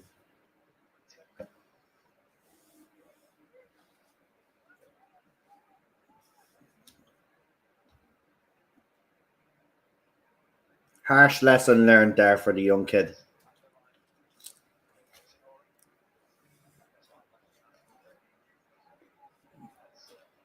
But I don't think he should have been sent off when you look at that replay.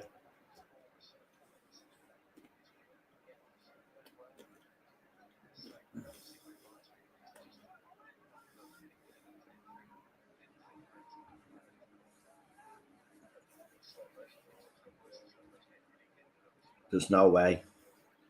We'd be lucky if we get a draw, folks.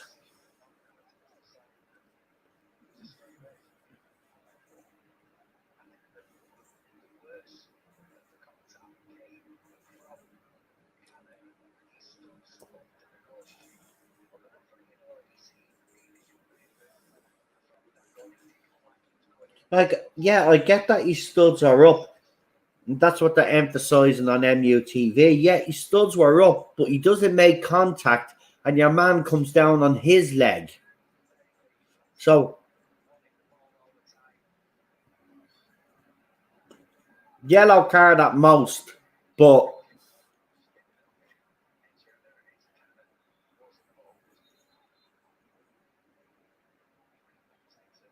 uh-oh.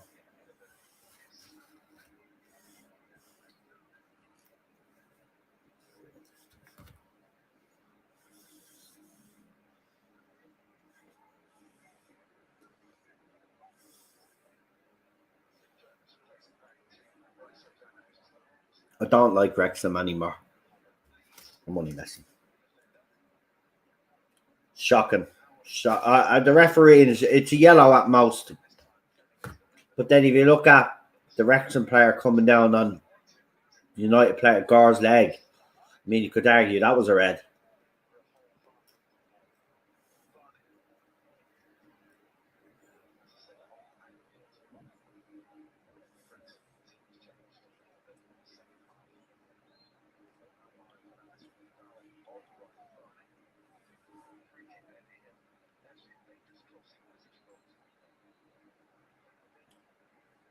Another United player in the book, Fernandez.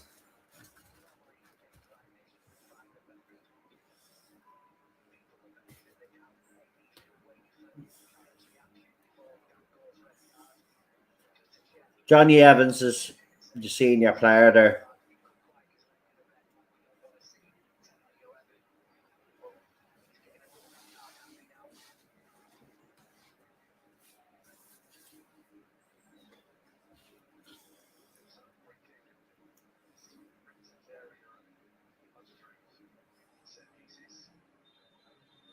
Wrexham free kick.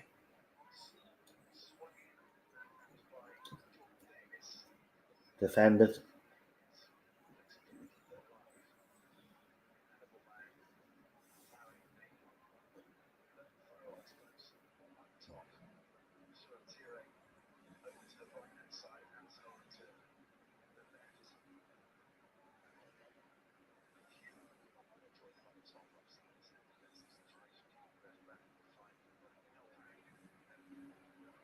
Go on.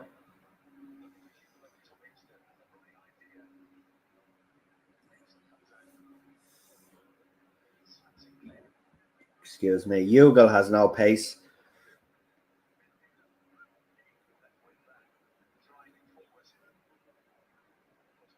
Some of these youth players are getting a bit tetchy now. There's a couple of fucking pushes and tackles going in, and I don't like it. Like, don't lose your heads. You're still only one goal down.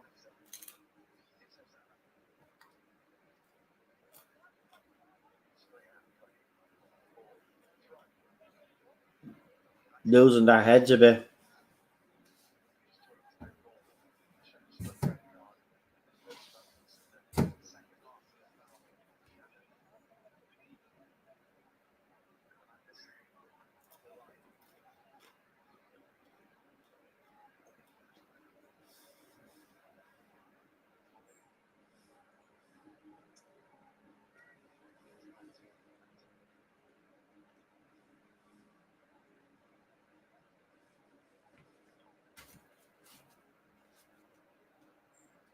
Like, why is it taking so long for them to make a substitute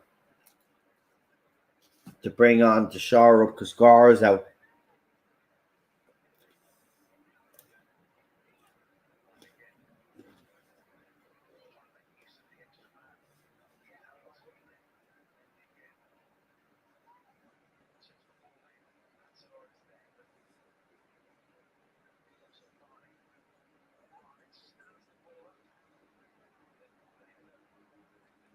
Bad defending. I mean, these lads are bleeding something else. Come on, will you?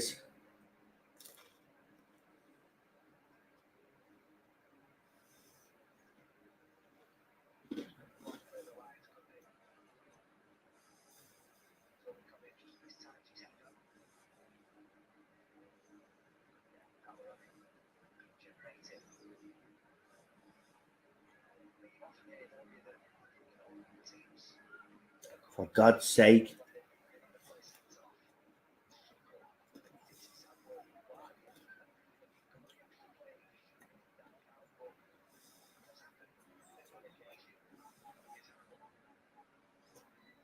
Hannibal bursting through, and he's being foul. Referee. And he's asking why is he not being given a yellow.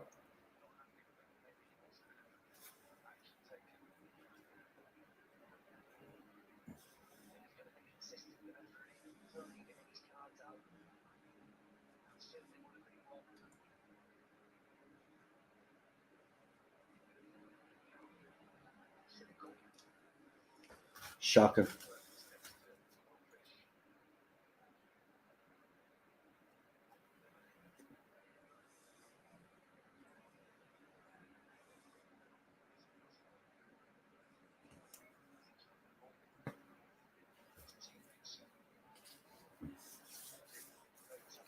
Go on. Will you pass the fucking ball? Like you're holding on to the ball for you too long, man. Pass the fucking thing.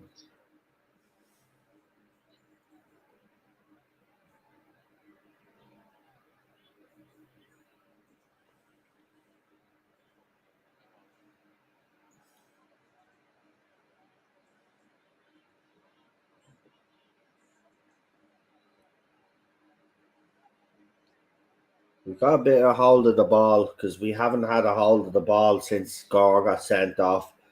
So we've got the ball, but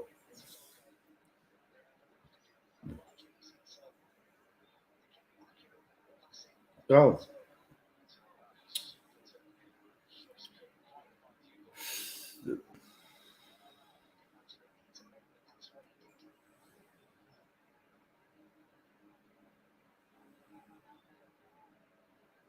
That's it. Go on.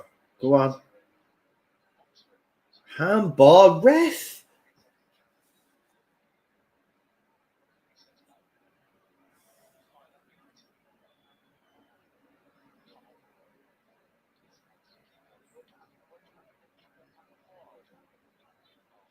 Oh, for God's sake. See, because Gore's still off. Gore's off with the red card.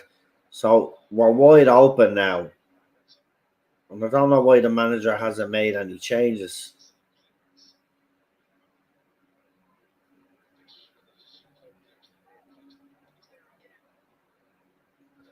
They nearly got it there.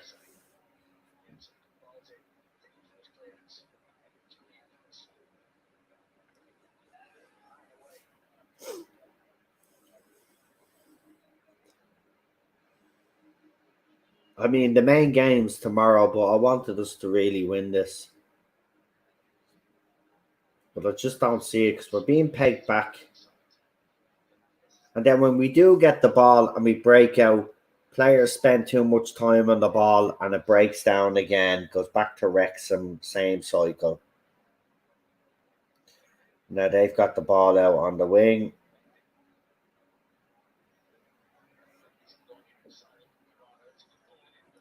Saved by our goalkeeper, crossed in.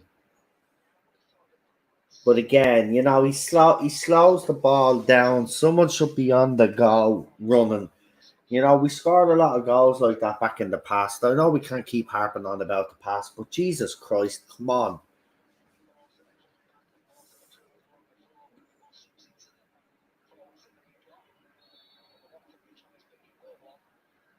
About time we get a free kick going our way.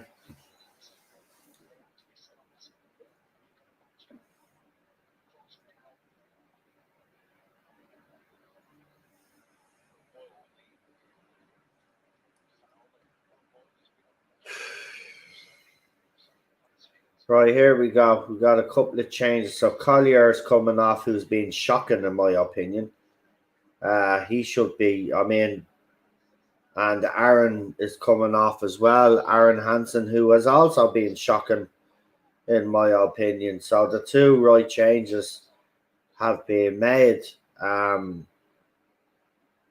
would have took them off even at half time, but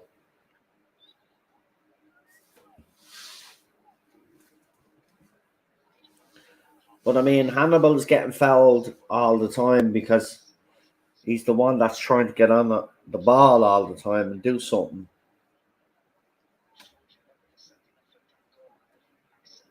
But Johnny Evans' estate is just decided to take this free kick now. I think he's probably had enough of all of this bullshit. No, but the movement is absolutely horrible. I mean, he's played the ball to Hannibal.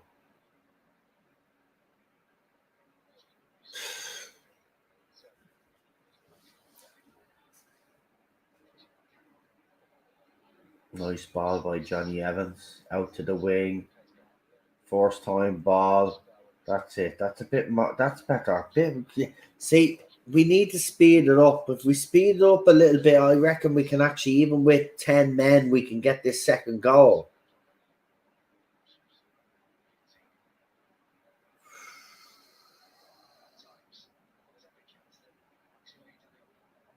Come on, boys, will you?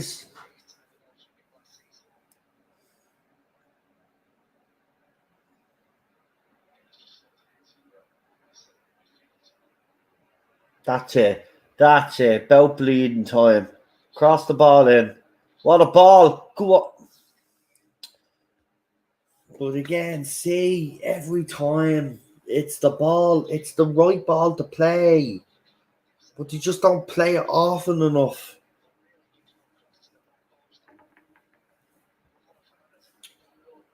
Oh, these young lads really do frustrate me sometimes.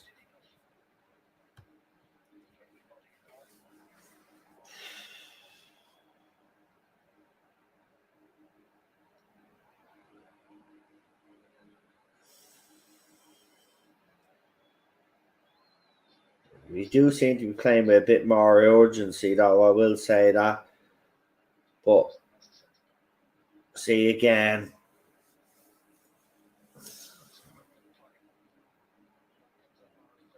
Fernandez wins the tackle, though, wins the ball back. But do we lose it again?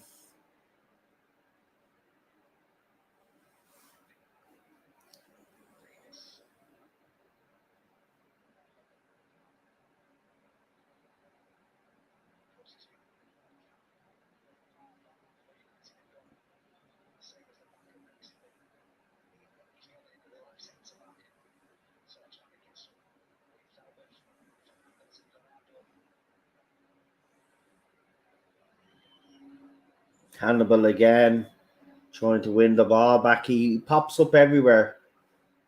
He's won the ball back. Now he's bursting through and gets fouled. I mean, how many fouls has to happen on Hannibal before you give someone a yellow card, man? And he's rightly pointing it out. Like, he's like said, 3 fouls, no more to the captain. Like, I mean, how many fouls does someone have to foul someone before you take out your fucking card? No wonder you fucking referee in the fucking Major League Soccer, right? You'll never amount to anything. Fucking shocking. Like, even their goalkeeper should have been sent off. I mean, like, he sends off Gore. It turns out the Wrexham, yeah, his studs were up, but your man came down on his leg. He gets sent off. I mean, the refereeing in this game has been shocking.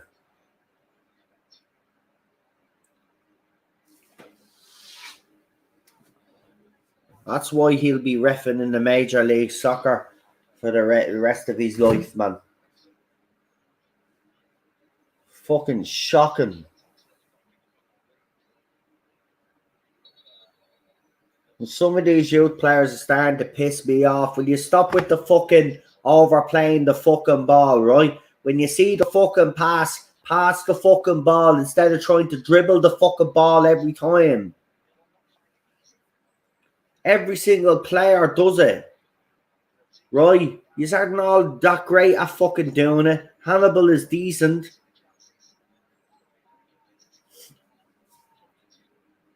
Here we go again. Another example.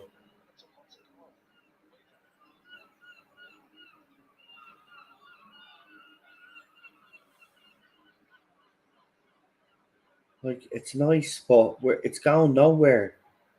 I mean, you could pass the ball there and Wrexham will be happy. This is what we used to do under fucking Van Gaal, man. Side to side, tippy tappy fucking football. Get the ball into the fucking box, man. It's not that fucking hard.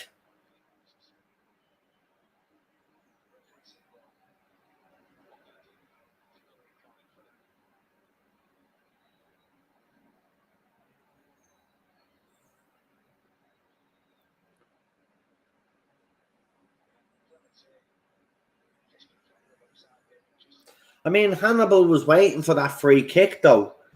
I mean, he waited for the foul. Like, why are you waiting even for the foul anyway for? You had a clear opportunity to get the ball forward, but you wait for the foul so the ball stop again so you can receive it again and do your little burst. Here we go. Right, you've got it out to the wing. Watch this. Tippy tappy back to Hannibal again. Oh, he decides to cross it in this time. Gives it out to fucking Fernandez, but then he's offside.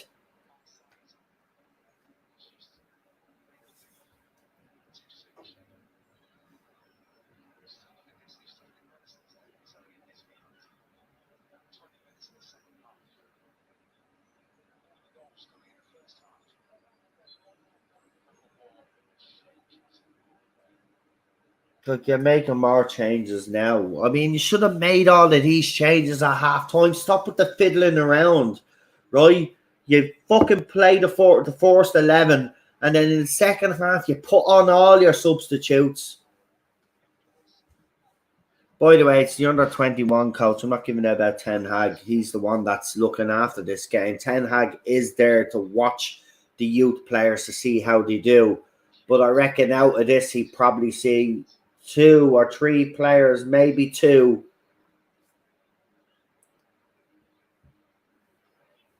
Hannibal is definitely one.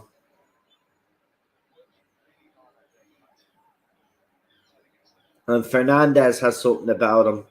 I like Fernandez.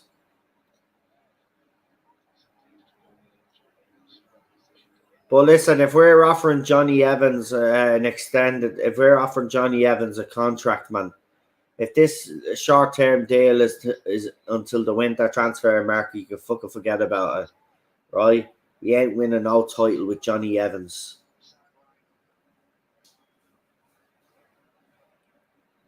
Wrexham have a corner anyway. Their number 7 is taking it. I wonder if the senior players are watching this.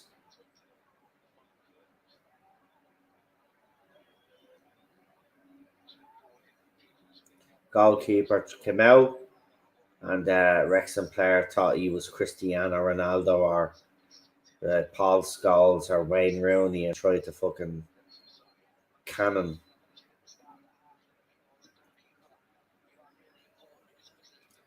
I mean, Hannibal has some. I mean, he has his hands all over Hannibal's bleeding fucking throat there.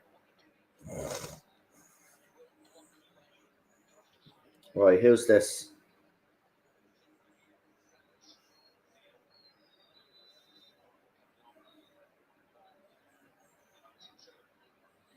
Mijaya and well, it didn't show me the other player that came on, but 2 United subs have come on, which should have been made all at half time. But here we go. Hopefully, I mean that's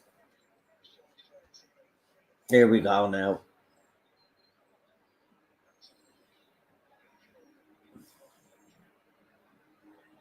3-1. Absolutely shocking by our goalkeeper. That is absolutely brutal. I mean, get away. I mean, why are you? There's a Man United fan with a jersey on him, and he's just celebrating the Wrexham goal. I mean,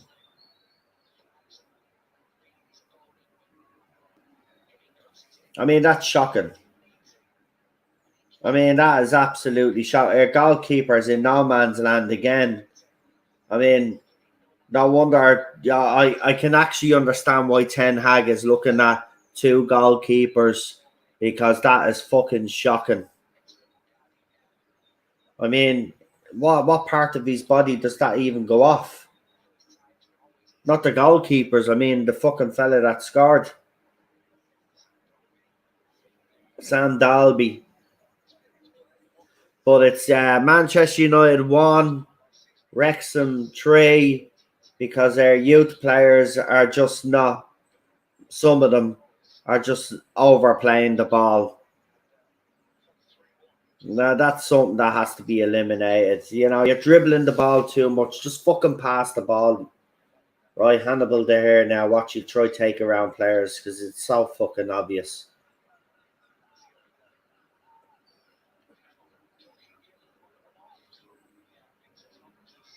I mean, that's shocking.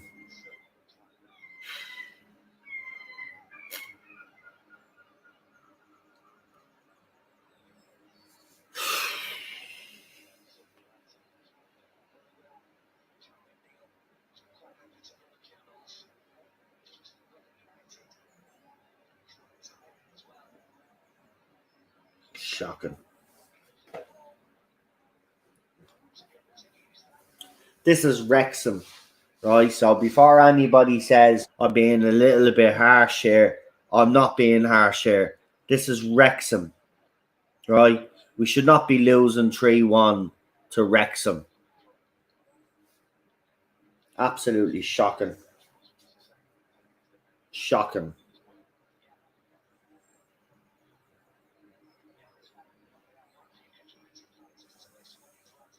They over dribbled the ball. When you watch the goal, you see it. They just over dribble the ball. Some of these youth players, they just want to get the ball and they just want to run towards goal rather than play as a fucking team and play the simple fucking pass until they've got an opportunity to get a fucking opportunity. But no.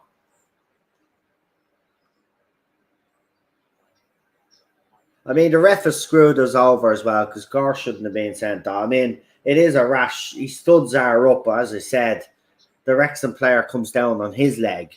So, in fairness, if we're going by the letter of the law, the Wrexham player should have been the one with the red card, and United player maybe yellow at most. Look at undercut passing the ball and all now the twats.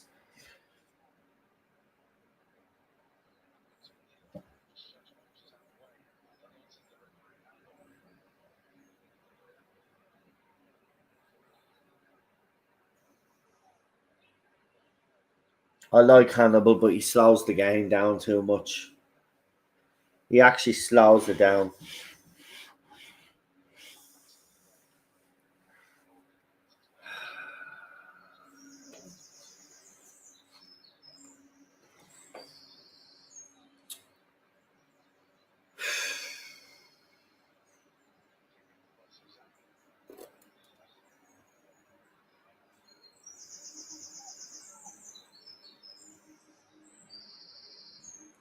Look, I can already see where this is going.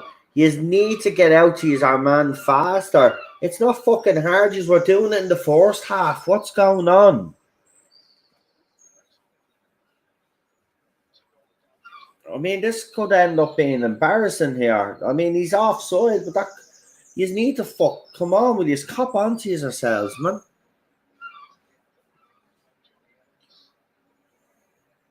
All right, so Johnny Evans is coming off. Rightly so, he's been shit.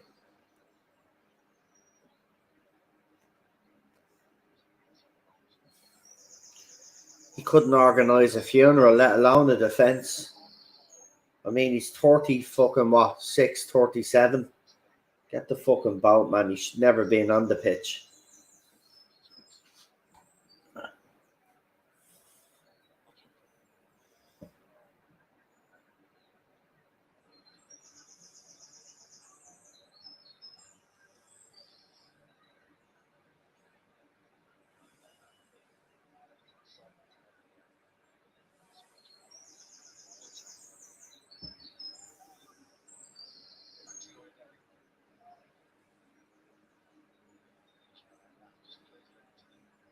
Right, 15 minutes to go.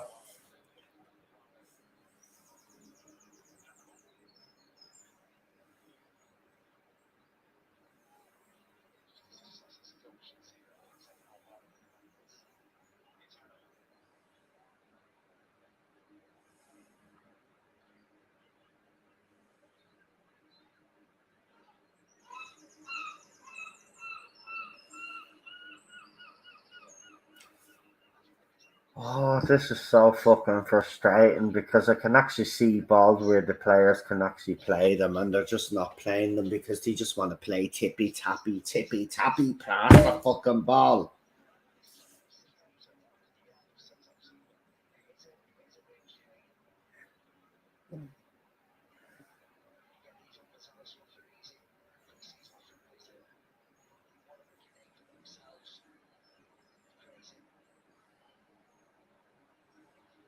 And the Wrexham are through. Crossed in, but too much on it, and I'm at the hurt me hand there banging the table because these players are fucking frustrating me.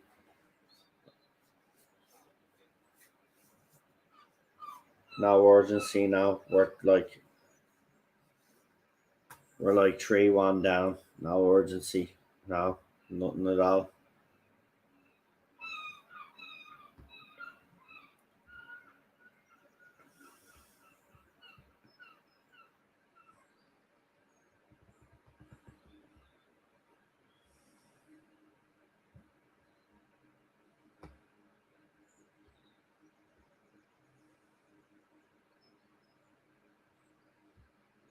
I mean, it's shocking. I just don't know what to say anymore. I mean, we're in the box now. Trying, we're just.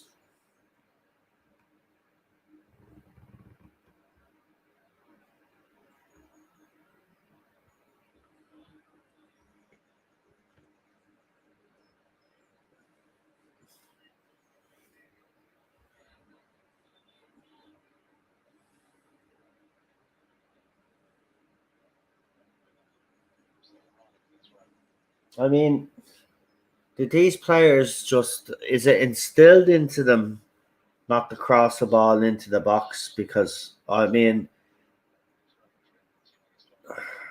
here we go again with this tippy tap. I mean, you keep doing it, right? You keep making the same fucking mistakes, right? When you get the ball out onto the wing, right, and there's an opportunity to cross the fucking ball.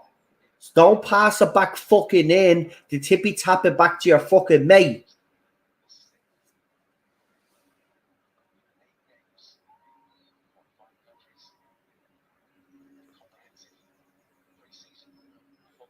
Ten Hag doesn't look happy either. And why should he be happy? Some of these players want to get into the fucking senior squad. Well, I could tell you a lot of them that are on that fucking pitch won't be getting into the senior squad. Right? And people complain about Ten Hag getting rid of youth players and stuff like that. Look, if they're not fucking good enough, they go. Right? We have to be ruthless here. Right? This is Wrexham. We should be beating Wrexham.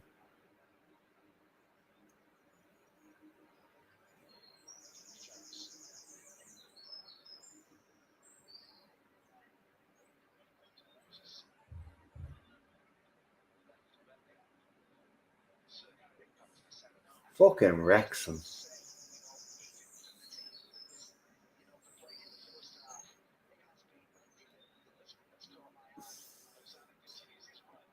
Goalkeeper again nearly being a twat. I mean, even lucky there. That should have been 4-1. But I mean, I don't know what that goalkeeper is at either, VTech. I mean, he played, I mean, I don't know, man. What was it? Just first game, majors all look good. I mean, he comes out of his box like and he clears it away. But I mean, if he gets that wrong, that's a red card, man.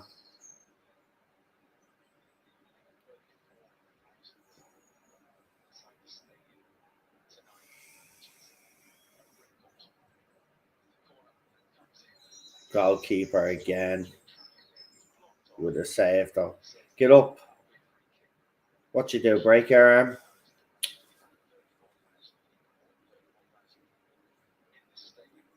Will you get up? We're actually losing 3-1 here with 11 minutes to go and you're faking an injury. Like, get up.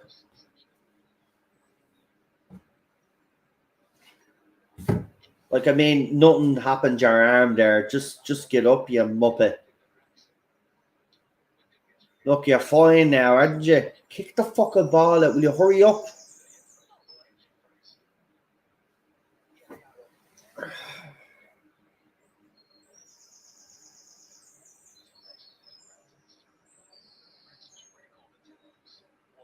Wow. I mean, there's just oh man, please. I'm so glad that the Real Madrid game is tonight. I really am because bar a 25 minute spell, maybe 30 minute spell in the first half. We've been absolutely dire in this second half. It doesn't help that we're a man down as well, but I mean, the refereeing has been shocking. But we've been dire. Again, Hannibal is there. He could release it to a couple of players, but he just wants to dance around until he gets fouled. Then he gets fouled. Then what'll happen is the person that takes the free kick then hits it back to Hannibal, and then off we go again. It's the same fucking cycle all the time. And there's that Bishop goalkeeping thing he should have been sent off for as well.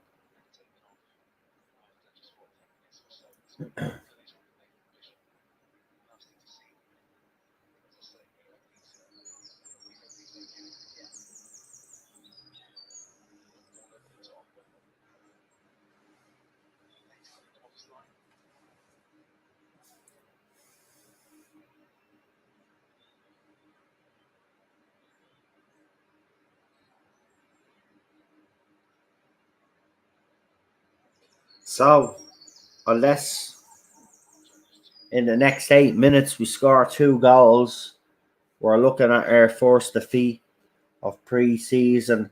I mean, some fans will argue that even though it is pre-season, it's the youth team and it's not really the senior squad, so it doesn't really count. But to me, it does count. These players put on that jersey and want to try break into the first team squad, right? So when I see them play a game, it doesn't matter what the opposition is, right? I expect them to do well, right? But this is Wrexham, and I was expecting again, they're giving away free kicks as well. We should be beating Wrexham, right? I don't care what anybody says. They came up from the National League, didn't they? And they're in the what do they call it? Second League Two, right? We should be beating them even with our academy players. We should be beating them, right? But we're not beating them. We're getting beaten 3-1. And even Hannibal, even though he's been the brightest spark in this game, he's over dribbling the ball all the time. He's very frustrating to watch, though.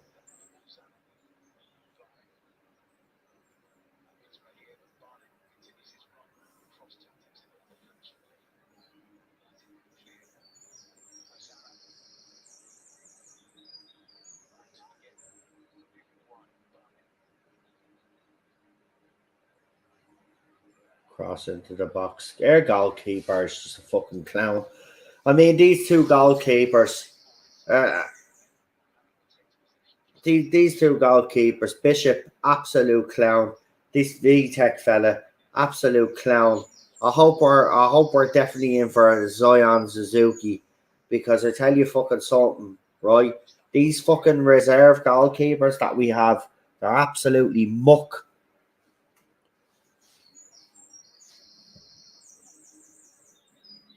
Look back to the goalkeeper. Can we just fucking play football?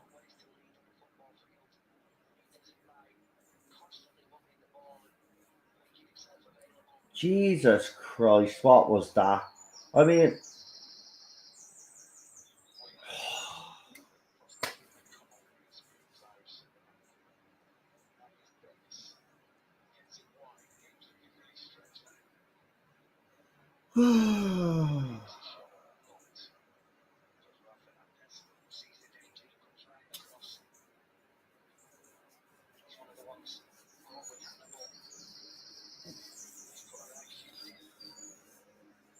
I'd actually put at least 7 of these on the transfer list.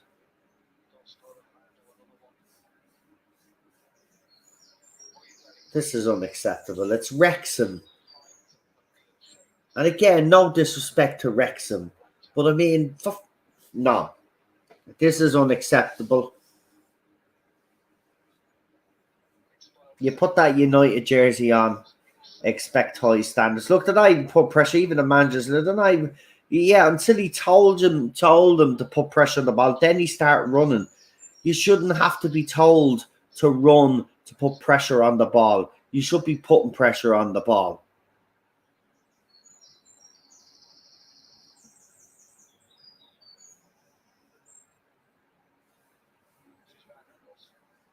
What's going on here? Oh, there's a couple of fans on the pitch.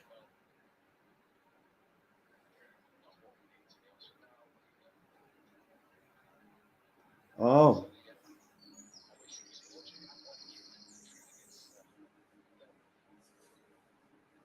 Couple of fans ran onto the pitch there, so they're being taken care of. But while that's happening, all the United players are getting a bit of water. But who gives a fuck? You need super juice or goal scoring juice or passing juice. You know, something that you can move the ball quickly.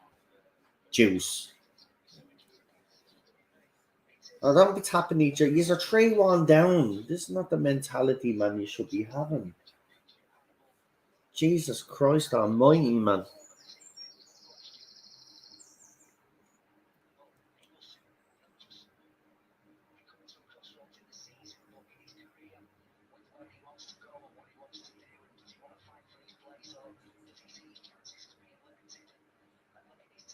Hannibal has hair like Sideshow Bob out of The Simpsons.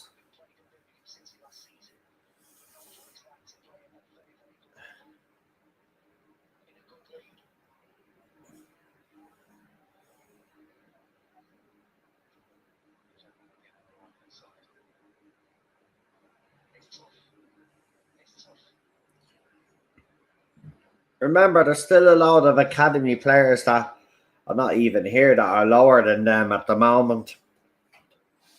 That'll be coming through in a couple of years' time. Let's hope the next crop. There's better with the manager that we have now, but you know what? I don't know if this under-21 coach is a Ten Hag appointment, or if Ten Hag has put him in place. But if Ten Hag wants his football implemented, then he should get his own man in. If he isn't his own man already, but it's only when the manager tells them to put pressure on the ball, they'll put pressure on the ball. And I hate that fucking shit. You shouldn't have to be told. Like, run after the fucking ball. Put pressure on the ball. That's how players make mistakes. You don't give them a chance to think on the ball. And this is what's happening here.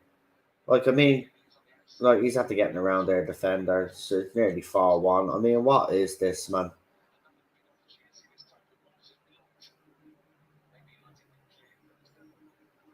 Hannibal again, just spending too much time on the ball, gets the ball taken off him.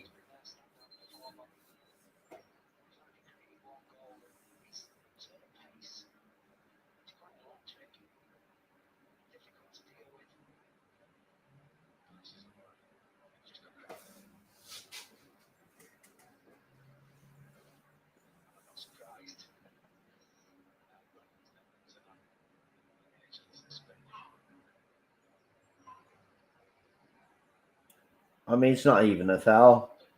I mean, Hannibal bought that. I mean, it's not even a foul, man. But again, he overplayed the ball, and that's how he got crowded by 3 bleeding players, because he doesn't release the ball. As soon as he picks up the ball, if there's players in front of him, he won't even try to pick them out. He'd rather just dribble the ball all the time. And the thing about it is, like, you have to know when to dribble. You can't be dribbling every single fucking time you pick up the fucking ball. Like, sometimes you just pass and fucking go. But these youth players, you see it a lot. A lot of youth players, we played street football ourselves. Like, we like to keep the ball, we like to show off, we like to, you know. But when you play for Manchester United or you play for a proper fucking club anywhere, you get into a senior fucking team. You don't have time to be on the ball all the fucking time. You got to release the ball. And a lot of these United youngsters right now, to me, man, they just don't know when to release the fucking ball. It's all well and good dribbling, it looks great and it's fancy and all of that. But at the end of the day, if it's not fucking going anywhere, then it's pointless. We nearly had a chance there, but oh, another free kick.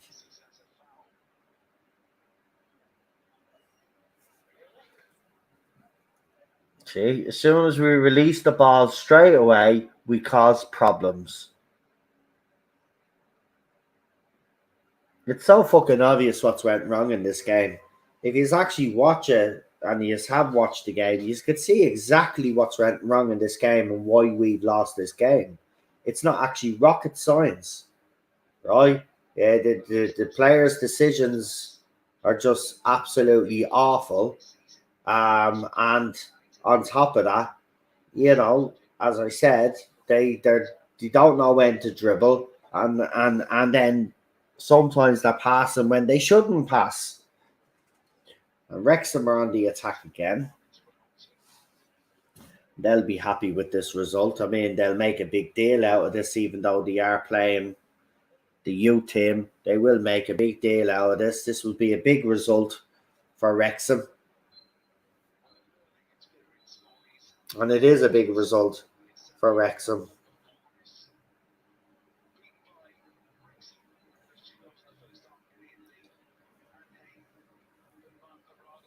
Anyway, there you go. Exchanging jerseys and all of that nonsense. But Manchester United won, Wrexham 3. As I said, I've been saying it the last couple of minutes.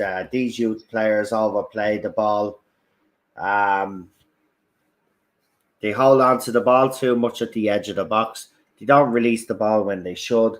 They over dribble the ball. Even Hannibal is guilty of that. Look, if Hannibal is going to break through this first team, he's got to know when to release and when not to release the ball and when to dribble, basically. But he was the bright spark in this game. But I normally rate these games out of 10. I'm going to give this a 2 out of 10. There's no point of really even giving this any more of a rating. It is, after all, just the youth players. But look, I know a lot of fan channels out there, and a lot of fans will say that this match didn't mean that because it was against Wrexham and it was the youth players.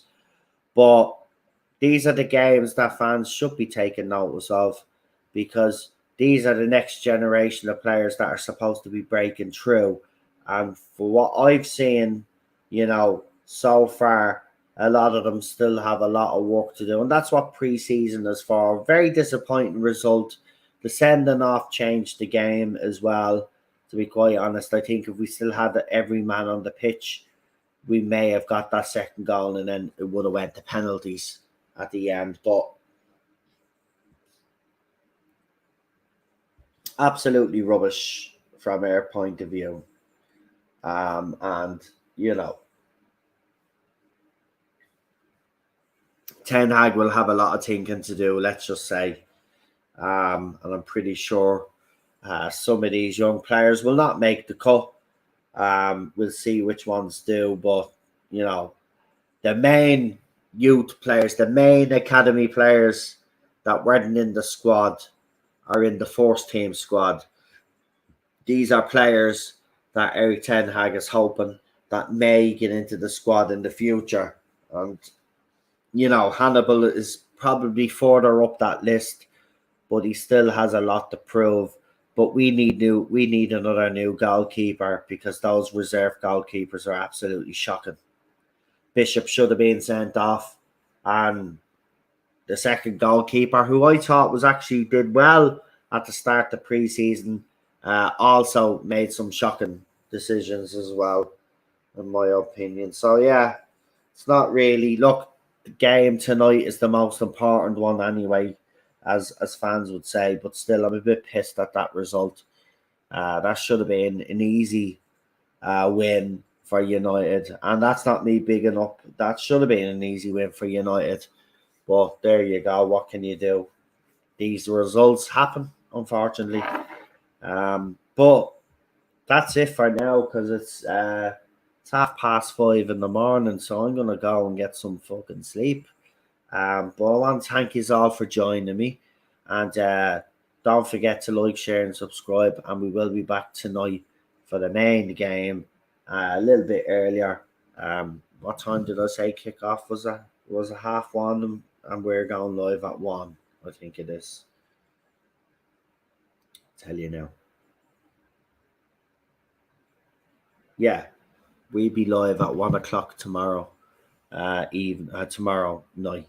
So come and join us for that, where we'll be playing Real Madrid, and that should be some game.